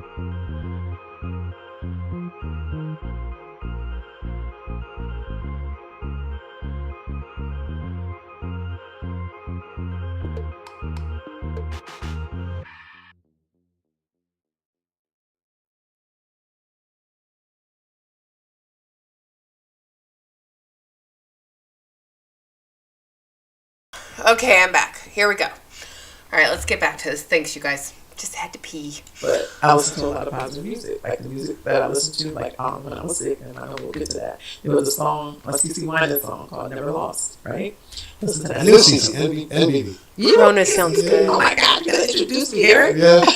Love them. Yeah. But the song talks about how God never lost a battle, Mhm. and Denise Williams, in the same little group. Remember Denise Williams? Yes, I do. Anyway, sorry. Yes, I do. So, Was keep Denise going. Williams Silly Me? This is that R&B? Denise Yeah, R&B. R&B. Yes, I think, did she sing Silly Me? I think so. Don't have me start singing, because if I start singing, everything like podcast at the end, the people are going to sign off. No. I mean, people come from miles around. But yeah, I do. I remember. Denise, I'm glad your employer gives you overtime pay, and I'm glad they give you plenty of time off for rest. But yeah, it is peak season for retail and service employees and people who work in the mail sector. Yes. So here's Sam's story. She contacted me on Facebook. My picture's on there. It's the same as on here. Okay, that's good. She said I look stylish and have a lovely jumper on. It's the dog. And I asked what color is it, and she said white. I was laughing. Does she not know that it's a puppy, Sam? Okay. Oh my gosh, what is Evelyn saying? I have a Corona and chips. I wish I had a Corona and chips right now. Oh my gosh, it is totally Friday. Okay, so yeah. Ugh. Yeah, so yes, the music you listen to has a lot of thoughts. You want to know what song I've been listening to a lot lately, you guys? The Beautiful People. Because of the religious manipulation. I've been listening to Marilyn Manson's The Beautiful People forever. I would block her too, Sam. I've blocked so many people. I love your posts on Instagram. Do you want to become an influencer with my company? I think your stuff is amazing. I think you would be great for this. You have so many followers. Yeah, but I don't want to sell them stuff. If anything, I want to plug you guys, which I'm going to start doing. So here's something, you guys. If you guys have an Etsy shop or a small business or something and you want me to give you a shout out this month, please send me the links so I can. I'm going to start adding things as my favorite things. You don't have to send me samples of your product. I will just give you a shout out. Like I did today with Axe and Broom Oddities. It's an Etsy shop. The link's down below. The peppermint mocha soap is amazing. It's a great little pep in your step wake up thing. So anyway, back to this. We're listening to her as well. But that song just talked about God never losing a battle. Listen to it every day. And I was, going through my battle. Yeah. As a reminder. Let's talk about the battle for a second. Oh yes, let's trauma dump, shall we? Things are cruising along, income's growing, and something shows up that It's called cancer. We get it. It's a trigger warning for everybody. You guys know I've had it too. I've had blood cancer called non-Hodgkin's lymphoma. It destroys your immune system. It makes things worse. It does not kill you. You can be treated from it, but it kills your immune system, and you get more and more ailments as time goes on. She had breast cancer, I believe. Here we go. kind of changed everything. When was this? That was in early 2021. Early 2021. Was it from a checkup? Was it out of the blue? What happened? Listen, I was going to get fine. I was going to get me a mommy makeover. Like, hey, let's get this tummy tuck. Okay. Yeah. So you were going to go do some cosmetic stuff. Paid my deposit. Tighten some things up, and in the process of tests, I'm guessing. So I had to get clearance in order to get it done. And part of that clearance includes the chest X-ray. So I'm thinking I'm just going to the doctor, just going through whatever I had to get done because I'm otherwise healthy. Yep. I have no high blood pressure. No. This reminds me of Samantha Jones on Sex and the City. She wanted to get breast implants, so she had to go and get clearance. And then she discovered she had breast cancer.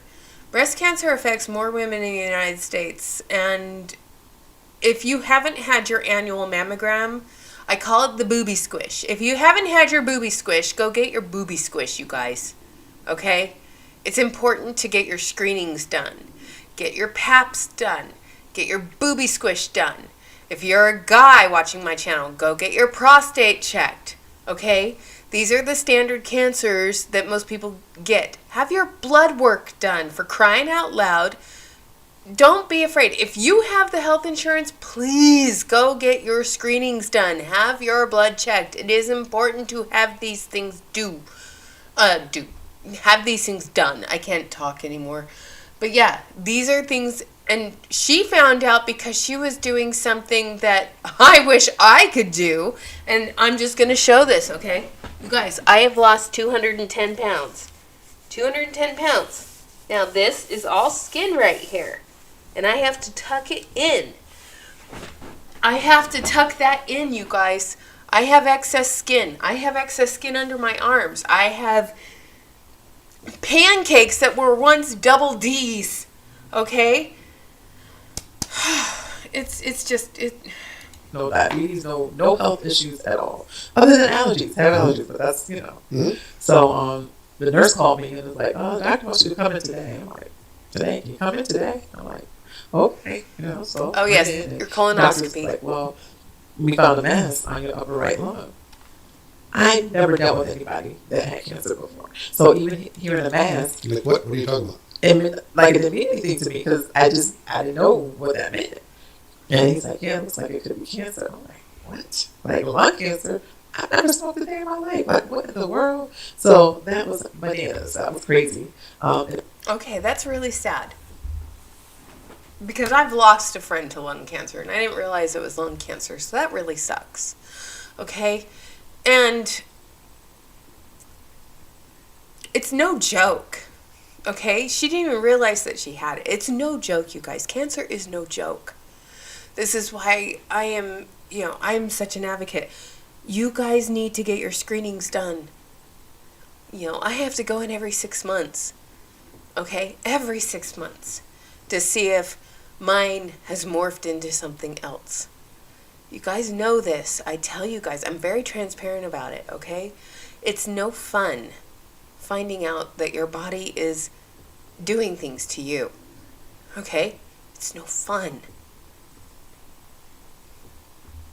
And I feel bad that she's gotten lung, I hate cancer. Cancer is a killer, you guys. And it was stage 3A. Oh, shit. And this is right kind of middle of COVID, yeah? Yeah. Yep. Okay, so you didn't feel sick? I had a cough, Oh. but I have allergies. Oh, so you waited on the allergies. You know what's crazy? I went to the doctor's too, and the doctor said allergies too. I mean, here's the... Denise, here's the other thing. White cells are always high for me because my body doesn't make red blood cells like it should. That's one of the sucky things of aplastic anemia. It just sucks. Cancers, yes, wolf cat, and yes, Beck. Colonoscopies are just as important. Go get those things done. If you catch it early enough, it is treatable. Mine was treatable because we caught it so damn early. And then I went and did experimental treatment that now is a treatment for people with non-Hodgkin's lymphoma. T-cell therapy is now a treatment most people with non-Hodgkin's lymphoma get because it works. And I'm grateful that I was one of those experimentals that helped get it passed so other people could have the same treatment. It's not fun. Autoimmune diseases, cancer, not fun. And stage 3A, lung cancer. But the fact that, Eric Worre goes right into that conversation. He loves the trauma dumping, you guys. And he loves to exploit. I said this at the beginning of this live. He loves to exploit people in network marketing with issues like this. Because it makes him money. Okay? It makes him money. The blessing. People, whatever you believe about cosmetic surgery saved your life. Saved my life. Because you would have gone in. Wouldn't have gone in. You would have got that checkup. And, want to tighten up a couple things, make you go, okay. And you checked it out, and you found lung cancer. Lung cancer. So this began, we talked through this whole journey, you and I. This began. Denise, that's Evelyn. I just seen you not too long before I found out. Yeah. Right. Part about one of our masterminds or master something. Yeah, I remember finding out, and you sharing it with me. So what's going on in your mind? And because it has to be a very confusing thing when this shows up out of the blue. What's going on in your mind? Your business is huge and cranking. And first, what did the doctor say about your chances? I didn't listen to him. I know, but what did they say? I don't know, Eric, because whatever he was saying was like how Charlie. I wasn't listening to that because I'm like, it doesn't apply to me. So whatever you're saying, I don't. I love that she's wearing the paparazzi butterfly ring. That's upsetting too. Okay. Did you listen to? No, I didn't listen to my doctors. Why? Okay, I'm glad she beat it, but it's like, listen to your doctors, people. Please listen to your doctors. They know what they're talking about.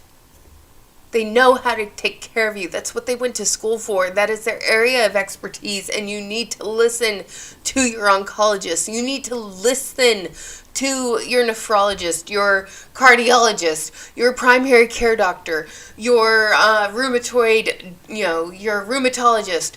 I mean, I'm just naming off all my doctors. Your dermatologist, everything. You should listen to your doctors. Okay?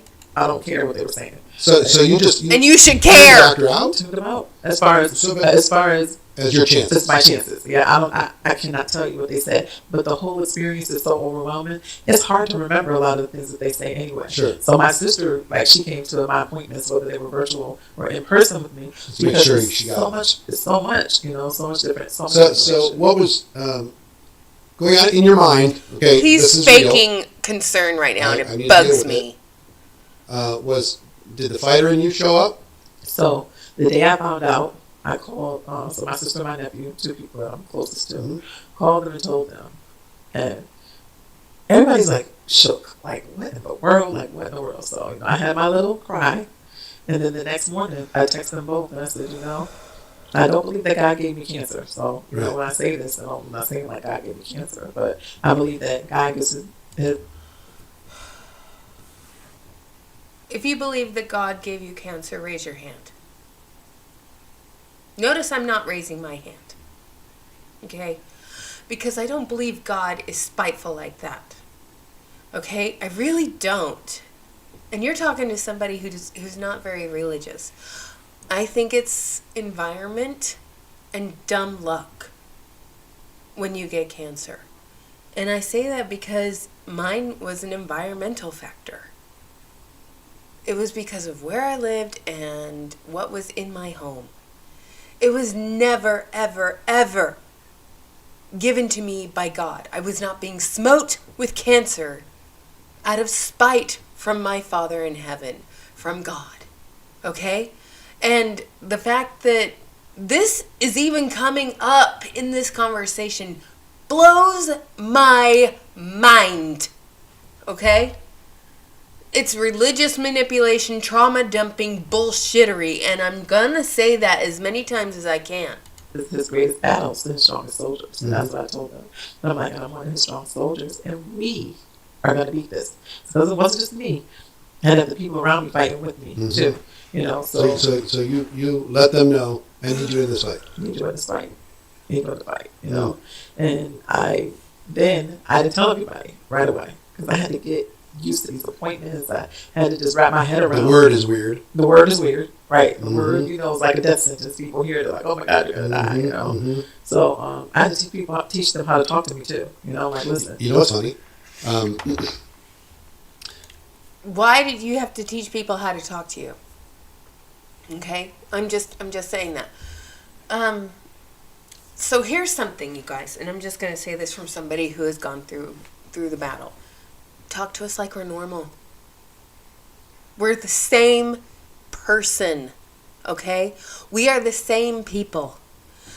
I've been given a life sentence. I've been told when I'm going to expire. And, it's not something fun to face. And, I may still be in denial. I admit that. I'm in denial. And there's nothing wrong with that. But I've also made the choice that I'm going to live every single day to the best of my ability. Because like I have told you guys, and I'm just going to say this again. None of us are guaranteed tomorrow. None of us. Okay? We could live to be beyond the life sentence that we've been given. We can live until tomorrow. Tomorrow's not guaranteed. Okay. And yes, I believe it still does. I'm waiting for results to come back on the pieces that I got in the starter kit that my friend got in August. Those are still being tested. But none of us are guaranteed tomorrow, you guys. And we all wake up with the choice on how we're going to live. I choose to live every single day being a bastion of light, okay? To be positive as much as I can be, to push through, to be an example, because that is how I choose to live my life. Eric Worre would probably hate to hear that because he would rather me trauma dump all over y'all. But the thing is I'd rather laugh and have fun and enjoy every single day that I am given because none of us are guaranteed tomorrow. I have this intuition. Oh, I'm sure that I've you always do. had, that when somebody has a diagnosis, and I immediately have a feeling like it's going to be fine, or it's not. Okay? Okay, so what did you say to Jessie Lee Ward, Eric? Did you tell her she was going to be fine? Did you tell her that she was going to live? This is not business advice, and what does this have to do? Oh, you're going to be fine. I immediately have this intuition. He's giving himself a God complex right now. That last sentence was God complexing all over the fucking place. I'm sorry, but gross. And when you told me, it was immediate inside me, it's like, no, she's going to be fine. You said that probably about Jessie Lee Ward. For whatever reason, I don't know, I've got some different friends that I don't have that same feeling with, and I'm praying that I'm wrong, but, so anyway, that. So this was recorded in July, August. Okay, this was recorded in July and August during convention because that's how this started out. He said, hey, Carla Neal Pierce is here. Let's do this network marketing, how network marketing career saved her life. How did it save her life? Because she earned enough money to do a tummy tuck. And it was because of that tummy tuck operation that she wanted to have that she had cancer screenings that found that she had stage 3A lung cancer. This is egregious and it is gross. And I'm sorry. This is disgusting to me. I have this feeling about other friends that they're not going to live. You're not God. And did you say this? You're like, oh, you're going to be fine. It's like the movie by Tommy Wiseau called The Room. It's a really bad B-roll movie. If you guys don't know what I'm talking about, it's just a terrible movie, and you could probably watch it for free on Riff Tracks on Pluto TV somewhere.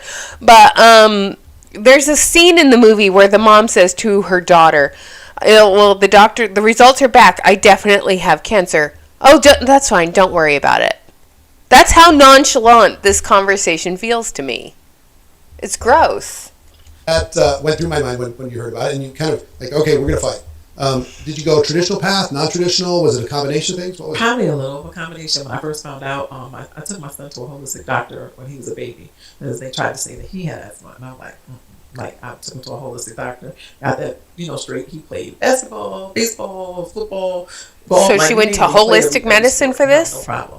But I flew to Baltimore. Didn't tell anybody. My nephew knew what was going on. My nephew wasn't even living in Baltimore at this time. He was still in New York. But I flew there, and I went to see a holistic doctor. And he... Honey? Yeah? I think your green chef is here. Crazy. He gave me the full diagnosis. He had no idea what was going on with the testing that he did. Mm-hmm. He was able to tell me exactly what it was, what caused it, what kind of cell, just all the things, right? And he recommended... What did you say caused it? I had an irregular cell mutation. So it was the way that my cells mutated. Huh. That caused it, which is bananas. Wow. Yep. Okay, so you use a combo of holistic and And I started out holistic. Yep. And then he told me, if you were going to go the traditional route, you got to change some of the herbs that I recommend that you're taking, because they, certain things don't work with chemo. Christmas. So I didn't, when I started chemo, I stopped. Yeah. But I was I knew that was going to happen, you guys. What was the chemo experience like? It was horrible. Really? One of the worst things that I've experienced. How long was it? 2 years. 2 years? Yeah, because I did one round, and then I did a second round of chemo. And my second round of chemo was 12 months. And when were you, the good news is you came out the other side of this. I'm really grateful that she did go do chemotherapy. It's not easy. I went through 2 rounds of chemo before I moved up to Washington State, and then I started doing T-cell therapy. T-cell therapy is not as hard on the body as chemotherapy, so she is a warrior. Good for her, because that shit ain't easy. But I'm glad she did it. Yes, Ellie's on the case. Daddy, the home chef is here. Go unload the home chef. Our green chef. It's home chef or green chef? Green chef. It's green chef. We get green chef. So when were you feeling like because they have gluten-free meals. Of 2022? December 31st? No. December 13th is when I found out that I was cancer-free. Yeah. But I rang the bell on December 13th. Oh, snap! So 2 years of going through this process. My husband's and razzing me over there. Strong, everything's great. What I want to know, how did you manage your team, and what happened with the growth of your organization? Okay, girls, people in the chat, people watching right now, how many of us were managed by our upline? How did they manage your team? Well, I scream at them till they buy more stuff. Because I can show you guys examples of how they manage your team. For everyone who gets active for the next 3 months and buys 50 PV, you'll be entered into a drawing for $500 of product from my store. So if you buy inventory and stay active, and you buy 25 pieces each month and buy inventory that you probably won't sell, to help pad my commission checks to keep the money coming in so I can pay my bills, I'll enter you into a drawing to buy things from my inventory. Ooh, how generous of them. I mean, I've seen so many people manage their team in that way, in that aspect. I'll give you more jewelry that you can't sell. Are any of the gluten-free meals also onion-free? Some of them have onions, some of them don't. While you're going through this most difficult experience? I like onions. Onions are good. Onions are delicious. Same are mushrooms. I would deal with them. Stay connected. I had other leaders. I had other outside, people that weren't necessarily connected to our company come in and do trainings on my team page, because I wanted to make sure that they were constantly being fed. Mm-hmm. And I would do a call on Saturday. So she would do her chemo during the week, and then she would do a call on Saturday, a Zoom call on Saturday. But she had other people come in and feed her team, propaganda probably, giving them the information like Eric Worre. Hey, can you come in and do a chit chat with my team? I'm going to have my downline do trainings. I've seen elites do this. And I didn't talk a whole lot because it was hard for me to talk. Sure. Like, it was weird. It was almost like I was pushing my voice out, Yep. in the beginning. But I would get on here and I'll say a little bit, and then I'd turn the call over to somebody else. But I managed that process. These are the things that y'all You stayed in about. touch. These are the things, we need to go over or reinforce. And with the jewelry, What was your fight point of inspiration for people? Did people find inspiration in the fact that you were battling the battle? Yes. And you were doing it Because anyway? I kicked butt even while being sick. So you're eliminating their excuses. I'm doing this. Kicking cancer's ass. What's your excuse? Exactly. Oh, And that was shit. in sales. Did he really just say that? What are your thoughts on this one? I'm doing this. Nobody cares. Work harder. This is what it is about. That right there. I continued to work my business while I was going through cancer treatment, so you have no excuses. Hashtag no excuses. You have no excuses to not be working your business. I'm going through chemotherapy right now, you guys, and you should be working your business. Too bad working a business just means getting you to spend more of your money on stuff. Yeah, that's what it is. You guys should be buying inventory and trying to sell it, but, she's using her pity factor to get people to buy inventory to work their It would business. be one thing she was selling all this stuff directly to consumers, right? She's not though. She's not even buying enough to sell 6 figures. She makes all of her money off of her downline. Yeah, like I might not. This like is the more product, loathsome than usual. I couldn't appreciate the hustle, but the hustle in this instance is just she's convinced, or is just bringing in more people under you. Turning a Wolfcat, blind eye to their suffering. let me get it out from here. Here you go. Here's the barf bag. Fill it up. Oh my gosh. It's like, yes, this is so gross.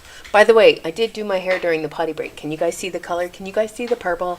Okay, so let's keep going. You know what I'm saying? Like, personal things, nothing to do with a team. Wow. I still post it every single day.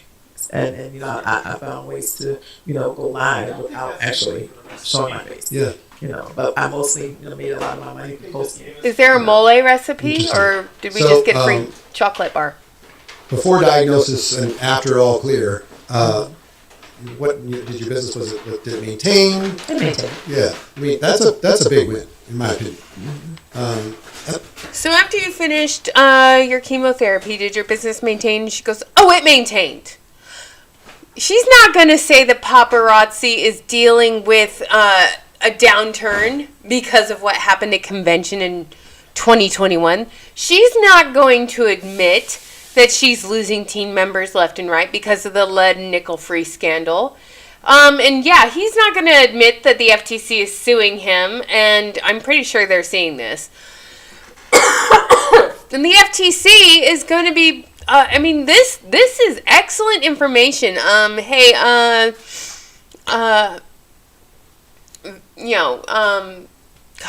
I can't even remember his name right now. My brain is not braining. Hey, Bob Ferguson's office. If you haven't watched this, go watch it. It's interesting. This is Carla Neal Pierce. She's a top figure earner in paparazzi. She makes 7 figures a year. Go see what she's saying, because I'm pretty sure her downline watched this. And I'll bet you, if you needed to check out for one of those years, it probably would have been close to maintaining. I believe it. Yeah.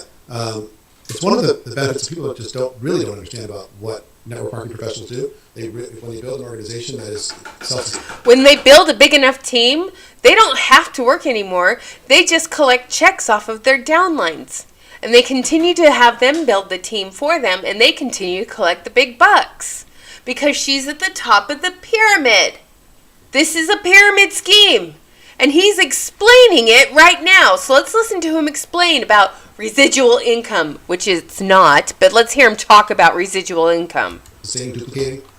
And if it has significant size and leadership within it, that it will give you that freedom if a parent needs, special care for 90 days, or you go through a health scare, or something happens. It gives you that bridge. Not forever. Nothing's forever. If you don't tend the garden long enough, weeds are coming. Exactly. But it'll buy you time. Exactly. To be able to focus on your health, focus on your spiritual, journey through that process, focus on your strength. Because we connected several times during the fight, and you could tell you were tired, but you were determined. It's gonna happen. Right. You can't sit there and shit. Yeah. So congratulations on that. For whoever needs to hear that message and all the aspects of it. I'm glad you're able to share it. You talk a little bit about posting. When you first started with your company, was social media a driver in sales, or was it face-to-face? I did a lot of face-to-face, but it really was a driver, but I was resistant. Yeah, because you were used to face-to-face. I was used to face-to-face. How long did it take you to finally say, well, I guess this is working. I'm gonna use social media in order to be able to create more sales? Probably, really, sometime during my first year in the business, because I'm like, I don't want to post that. I don't want to get on people's nerves. I don't want to, they're going to see it and they're not going to want to look at it. And then I don't know what shifted that made me start posting. Yeah. And when I started posting, I was like, I posted this. That's cheating. When did she join paparazzi again, you guys? That's the question I have. I think it was 2015. Is that when she joined? I can't remember. What was happening in 2015? Oh, LuLaRoe was getting big, and they were having pop-up parties on Facebook Lives like mad. So she probably saw the potential in a Facebook Live and started posting, and that's where things really took off. Okay, yeah, that makes sense. Ugh. It's free money. It's free money. No, it's not. You still have to work. It'll work. Host, right? It's like your sister saying, hey, I'm going to join this thing. Right. This makes too much sense. Right. Gross. How much today would you guess? How much of the sales today are the result, team-wide or company-wide, are a result of social media posting versus face-to-face? 90, 95. Yeah. Yeah, a good percentage. A good percentage. Power social.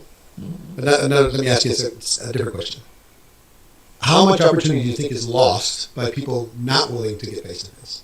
100%. They're losing a lot. 100%. So I think if people approach social as a and instead of an or, I'm going to do face-to-face plus social versus I'm only going to do social.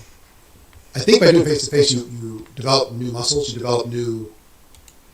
If I had to go face-to-face with this guy, I don't think I could stop staring at the cranium, the crown of his head. Because I think his narcissism has made his head get bigger, in my humble opinion. Because I can't get past the line around his head. Skills, you develop a whole bunch of things that make you stronger and a better leader. I mean, it's like... But one of the interesting things that came out of the pandemic is, you consider yourself a strong person? I do. Yeah. What made you strong? Trials and tribulations. Yes. Getting punched in the face. Right. I'm a strong person that's what makes you too. strong. And so is everyone who quit And this what company. was interesting Okay. about the pandemic, Do you consider yourself a strong person? What kind of bullshittery is this? I'm sorry. Do you consider yourself a strong person? I think everybody is strong. Do you consider yourself someone who breathes oxygen? I mean, do you consider... Oh, that's true. My husband just said, do you consider yourself someone who breathes oxygen? Or go ahead and grind the coffee. David's grinding coffee. The coffee grinder is grinding. Because my husband needs more coffee. It's our second pot of the day, you guys. All right. Coffee ASMR. Coffee ASMR. That's right. I think everybody who watches this channel and shares their story with me is strong. It didn't come from the pandemic. It came from life experience, yeah. But everybody is strong in some way. Everyone has different strengths. Everyone has different weaknesses.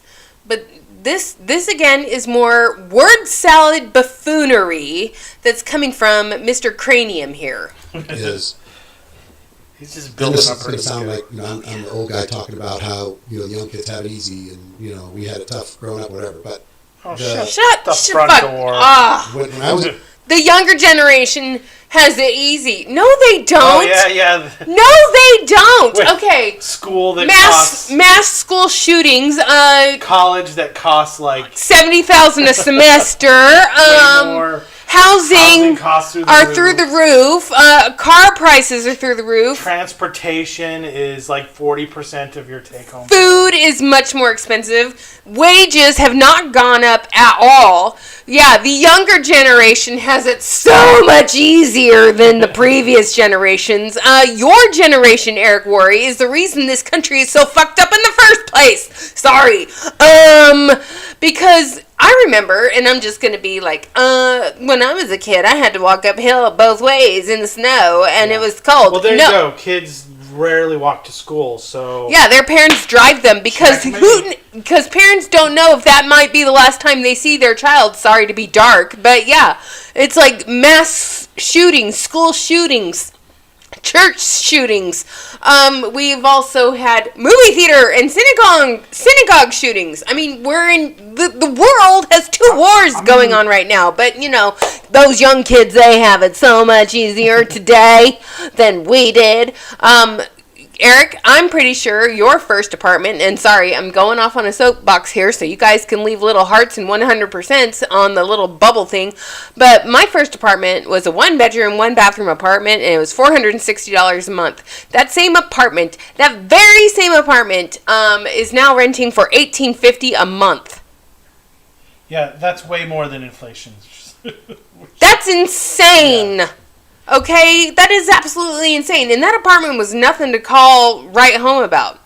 It was like the size of a single wide trailer. Yeah, but now you can go on Facebook Live and you don't have to have parties and go door to door to sell your Tupperware. Your Tupperware and your Avon and your paparazzi jewelry. You guys easy. Involved. There's not face to face. There was no online. This is so stupid. When I was first involved, there was no online. You had to figure out a way to get proximity connection with people, learn how to do presentations, learn how to do trainings, learn how to do all the different fundamental skills which made you. Oh, you had to learn the fundamental skills that made you in front of people. You don't have to learn that when you go online? Yeah, you don't have to have a personality when you go live? I'm sorry. How many of you have gone... You don't have to learn to present? I fail to see how that's changed. I mean... how many of us have gone through Facebook and scrolled down and seen people go live and you're just like, oh... Honey, there's a reason no one's watching you. And even Crystal Lee Roberts Mitchell has said it. You're boring. You're boring. Well, no. You're strong. And it was the trials and tribulations that happened during that learning that made you tough. Trials and tribulations. That miserable, negative person sitting in the front row of a presentation glaring at you while you're trying to be positive for the rest of the room. I'm the negative, miserable person sitting in the front row, you guys. I would say prior to the pandemic, people had a reasonable blend of doing the action and then clicking buttons. And doing the action and clicking buttons. And pandemic went, oh, no more doing the action. We're just going to click buttons. Mm-hmm. We're going to use all the social, all this stuff. Oh, yes. And let's talk about things BC and AC. Okay, so BC, people did actions and clicked buttons. And then AC, all they want to do is click buttons. This is such a boomer thing to say. Yeah, they were pushing a rock uphill, babe. That's what they were doing. They were pushing those rocks up hills. But this is such boomer mentality. Get back to the workplace. Get back to the office. She starts complaining about them, not learning cursive. Yeah. Oh, okay. David and I were talking about this because my mom was talking about they don't even teach cursive in school anymore. People don't know how to sign their name. Because one, what was the point of, and I'm just going to share what my husband said, and I'm giving him full credit for this. What was the point of writing cursive, you guys? Because inkwell pens, it was better for saving ink. It prevented blotting, and you had to keep the pen consistently on the paper to keep the ink going further. That was the point of cursive. We don't need that anymore. There's this guy who has TikTok who talks a lot about typography and different languages, and it's interesting to figure Congratulations. out how the way letters look are influenced by how they and what they wrote with, right? So he said a thing where hold the microphone, please. Right, when you picture Greek letters, what do you picture? A lot of lines, right? Very, a bunch of, scratches, no curves. Triangles and symbols. That's because they wrote on... stone. They wrote... Well, they did on They stone. chiseled things. But most of their daily writing was done on wax. And if you're trying to draw, complex curves on wax, you're just going to make a mess. It's just going to chip off, right? Especially if it's cold. But if you're trying to write with, a toothpick on wax, you're going to draw a lot of straight lines because those are the easiest things to draw. And conversely, in Southeast Asian languages, there's a lot of curves because they wrote on dried out leaves. And papyrus. And if you try to draw a lot of quick line changes on leaves, you're going to rip through the paper. So they have a lot of gentle curves to make up for that. And it's kind of the same thing with cursive. The reason we invented cursive is because we were using quill tip pens. And if you try to draw like regular like type with quill tip pens, A, B, C, you know? D, E, F, G. Yeah. It's gonna be slower. You're gonna get blots at the bottom of letters and stuff. There's curves in Greek letters. There's circles. There are, but there's not a lot. Like, there's not a lot of complex curves if you look at Asian. There's not a lot of spirals or anything. I mean, they still have O's and stuff, but it's not a lot of small curves. It's not like the cursive S that goes like this. Yeah. It's not like curvy, curvy, curvy. But yeah, I get what you're saying, babe. All right, so let's go back to... But yeah, we use cursive because it was easier to write with. Guess what? Well, we don't fucking write like that anymore, so why the hell do we give a shit? Exactly. And we don't need to go door to door to sell our network marketing crap because, one, people are going to slam their door in our face, and people don't want that shit anymore. We don't have quill pens. We have ballpoints, right? There's no reason to write in cursive other than it looks pretty. And tablets. And we if have you're tablets. fine, you can write nobody's stopping you from writing in cursive. It's just like, why are we teaching it if we're not... If we don't need it. Yeah, if the only thing you use it for now is signing your name, like, who cares? Yeah, you can sign your name with an X. Well, no, I hope not. But, and then half the People time got now, how really- many times do you have to scribble with your finger? over the course of the pandemic. And coming out of the pandemic, you ask them to do something, you know, if they face any adversity at all, they like burst into tears. You know? They didn't get punched in the face, the wind blew in their face and they start crying. Like, what is going on? This asshole drive for Uber Eats for like one fucking day. He just snowflaked out on us, you guys. Oh, they cried. No, we don't. He's talking about side hustles. Here's the deal, side hustle, Eric Worre. Your entire life is nothing but a fucking side hustle. No shit. So, I want to see this guy, drive for Uber Eats for one fucking day. Or be a barista at Starbucks. Or Amazon, where he has to walk like 20,000 steps in a shift. Or work in an airport doing TSA. Or anything he that... doesn't even know what adversary is. He doesn't even know what hard work is, okay? You got to toughen up. He needs to toughen Because of the lack up. of skill development during those years, they were just plugging into the superstars Zoom. Avocado toast. Skill development? He's talking about skill development. Wow. They're plugging into this, or they're plugging into that, or they're following instructions and they're clicking buttons. And because of that, they didn't really develop any muscle. Now they're the weaklings sitting on the beach getting sand kicked in their face, and they're wondering why they're not having the success that they want to have. So it's a very interesting time. I mean, did you see that inside of your group as far as weakness that creeped in during the pandemic? I do. Yeah. I do. And I think as leaders did more, like leaders did everything for everybody. they did everything for everybody. Yeah. And now after the pandemic, they wanted to keep doing everything for everybody. Right, exactly. But you don't want to give us your check for doing it. Yeah. But People don't want to work for free. And when you work for a multi-level marketing company, 9 times out of 10 you're working for free. 70% of the people in these companies don't make money. 95.6% of people lose money. So Eric, I've already flipped you off and called you an asshole in sign language, but now I'm just going to come out and say it. You're a fucking asshole. you want the leaders to do everything. But yeah, I think that There's a bunch of entitlement and kind of codependency created. Entitlement.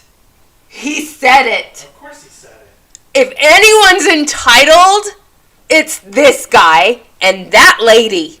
Yeah. They are the entitled ones, but they love to say that we, the people that build their empires and they suck life out of us, they say that we're the ones that are acting entitled. Fuck you, Eric Worre. He's getting commission for people downline buying shit. He charges $22,000 for his fucking course. And he's doing nothing to really help them.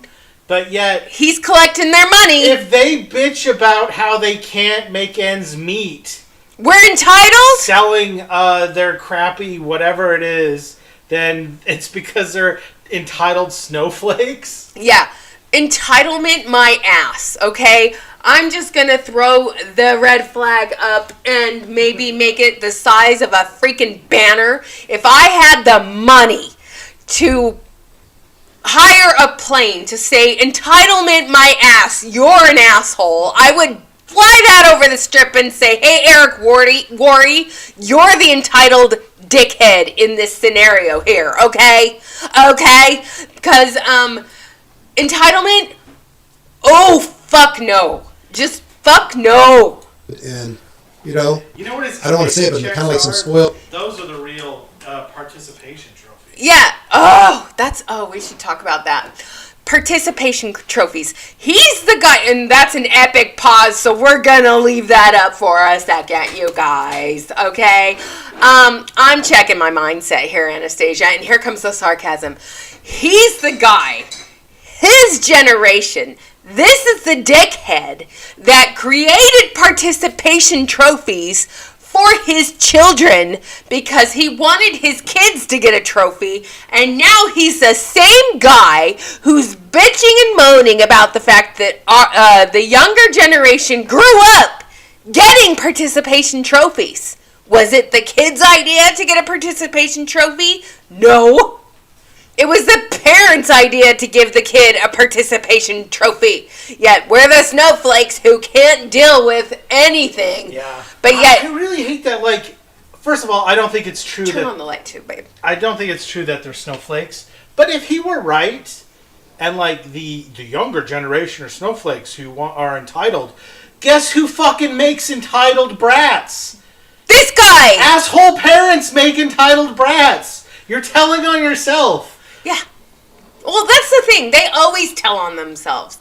The entitlement. I don't like the entitlement of this generation. Well, you raised him.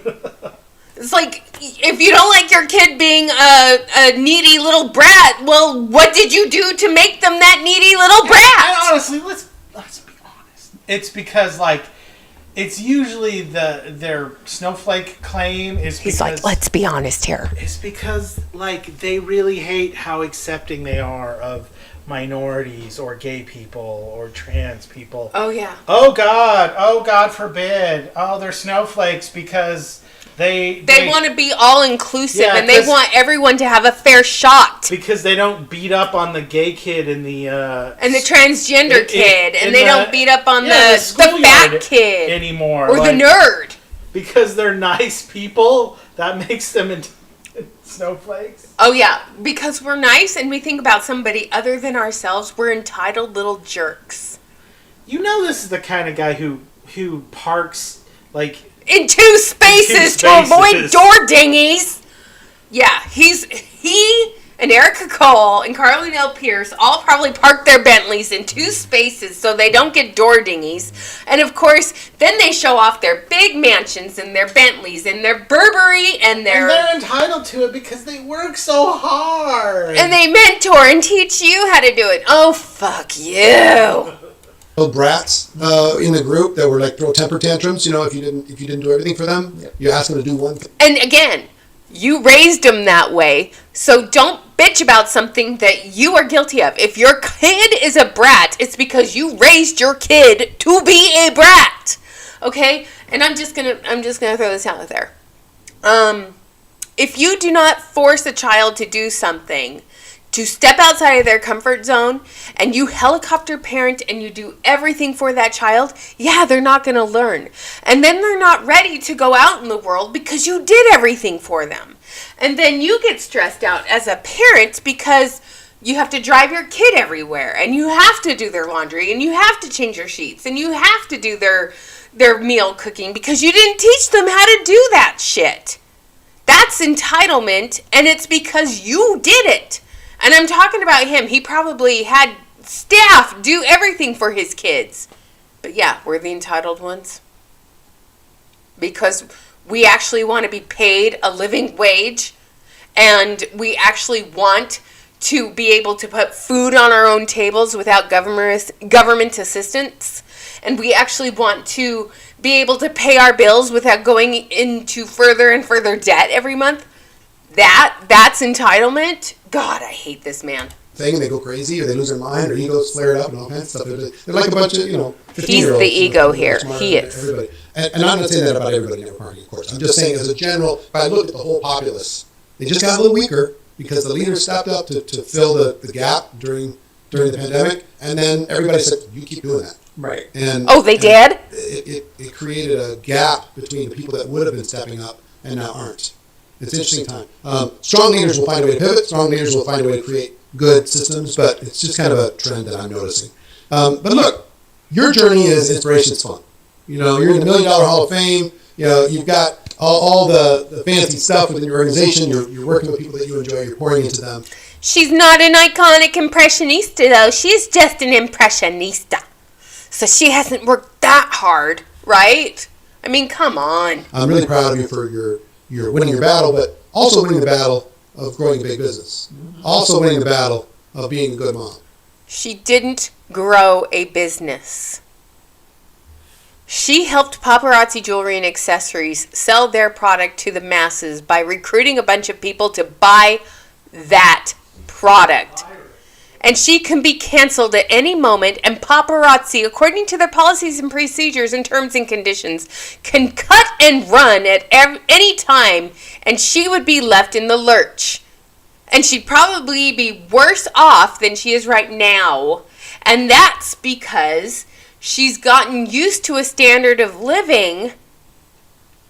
What are you going to do when that happens? When paparazzi decides to close down shop and screw you out of your final commission check? Because guess what, Carla Neal Pierce? I doubt they're going to give you a severance. Also winning the battle of being a good friend, you know? Also, what I like about you is the fact that you continue to feed your mind with positive inputs and you guarding your mind. B-Bomb Participation Awards.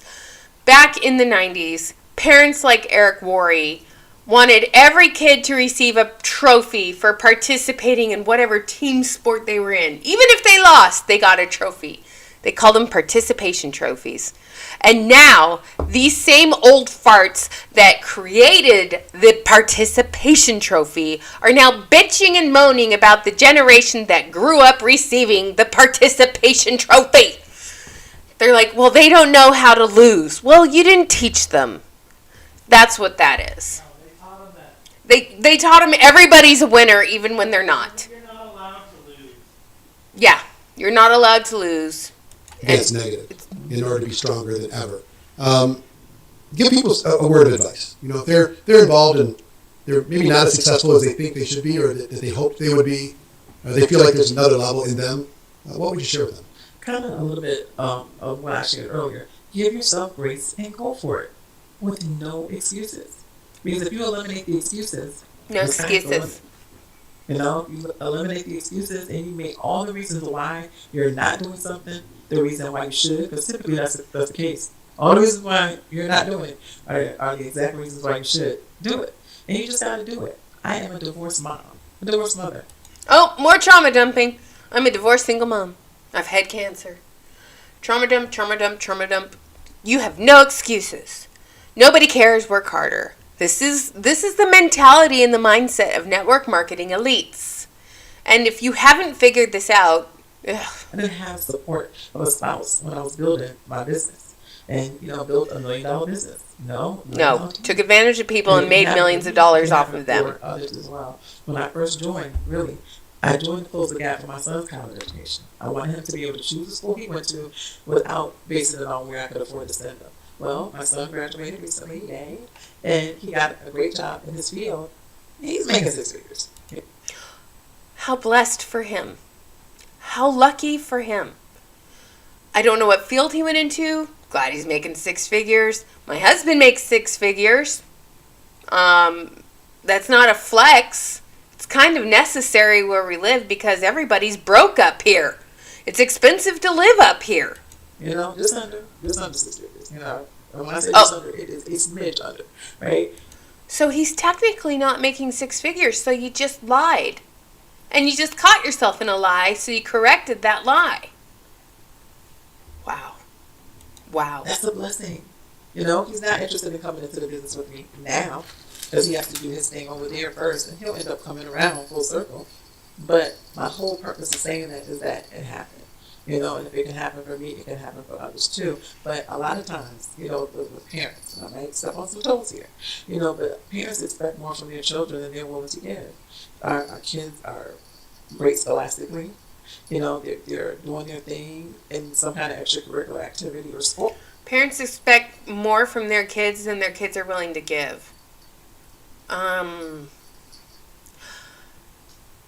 If David and I were parents, I would expect my kid to learn how to cook for themselves, make their own bed, do their own laundry, pick up their own toys, and figure out what they want to do with their life. I wouldn't tell them what they should do with their life. I would help them figure out where their passion lies and help them pursue that passion. But even when our foster kiddo was 5 or 6, he had to do his chores. And let me tell you, it was not easy to get him to do his chores. But he needed to learn how to do his chores. So they gotta go to school, they have to practice for that sport, they have to come home and do their homework, maybe have a game for that sport or recital or whatever. And we expect them to do all of these things. But when we come home, we have a headache, or we break our toenail or nail. And I did break my nail today too, I'm not happy about it. And oh, you poor baby, you broke a nail. we can't do all the things. We can't work our business. All the things, drink. You can't expect more from your kid than what you're doing. And if we shift our mindset as parents, and you say, my child's not going to outwork me, you'll slay your business. And if you get your families involved, and I know that all of this is not easy. I know it's not always Yeah, easy. get your family involved. Get everyone. It's a family affair. In some way, shape, or form. Help them to understand that because of this business, we're able to go out to eat an extra day. Because of this business, we get to take a family vacation not once this summer, but twice this summer. Oh, because of this business, we can go first class and stick grandma back in coach. And we can eat out twice this week. How many of you have eaten out twice this week? How many of you have eaten out once this month? I know it's December 1st, but I'm talking about last month. How many of you ate out last month more than once? I know I did because I was on a cruise ship. But outside of that, how many times do you guys eat out in a week? If you're lucky. And guess what? I'm going to let you pick where we're going. Like getting them involved and make them a part of what you're doing. You get to pick. You told me to. But you just got to go for it. And like I said, outwork your kids, man. Outwork your kids that are involved in other stuff. Yeah, that's great advice. Carla Pierce, I want to thank you for taking the time and coming over and sharing your story. I know people are going to get value from it, so I appreciate you. Oh my gosh, it's over. Thank you. Let's mute this and see what else they have to say. Oh my gosh, you guys, that is crazy stuff. I've got it on mute. We'll see what they're saying. I've got the closed captions on. But this whole thing is gross, and it makes me mad that this is a bunch of lies. It's a bunch of propaganda, and that's the reason I call it propaganda. Okay? It's because it feels like that to me. And this man is the king of propaganda. He is the king of teaching everyone how to make that propaganda a reality, which is why the FTC is suing him. And he's also been involved in a Ponzi scheme. So this is the one person I would not want to trust with my story. And the fact that he has up in his office a fake American Express card that says 24/7, 365, no limits. This man knows no limits. He knows no boundaries. I've said this before and I'll say it again. So, you guys, thank you for spending the last 2.5 hours watching this and going over this with me. And I want to thank you so much for being here and, just being a part of my life. And thank you for being a part of everyone else's lives and treating people with dignity, love, and support. And yes, this is Mary J. Blige. There's a picture of her. I'm doing research for another video, just so you guys know. And I want to thank you all for donating blood when you can. Thank you for being members of the channel. And thank you guys for everything. I promised my best friend we would go out tonight, so that is what I am going to go and do now. I'm going to go out with my best friend and spend some time with her because I haven't done that for over a month. And I want you guys to have a great rest of your day. Evelyn, enjoy your chips and Corona beer. Have some for me because I can't drink anymore. I'm trying to be good. All right, you guys. And again, thank you so much to the members. You guys are amazing. Thank you for leaving a like on the stream. Have a great rest of your day.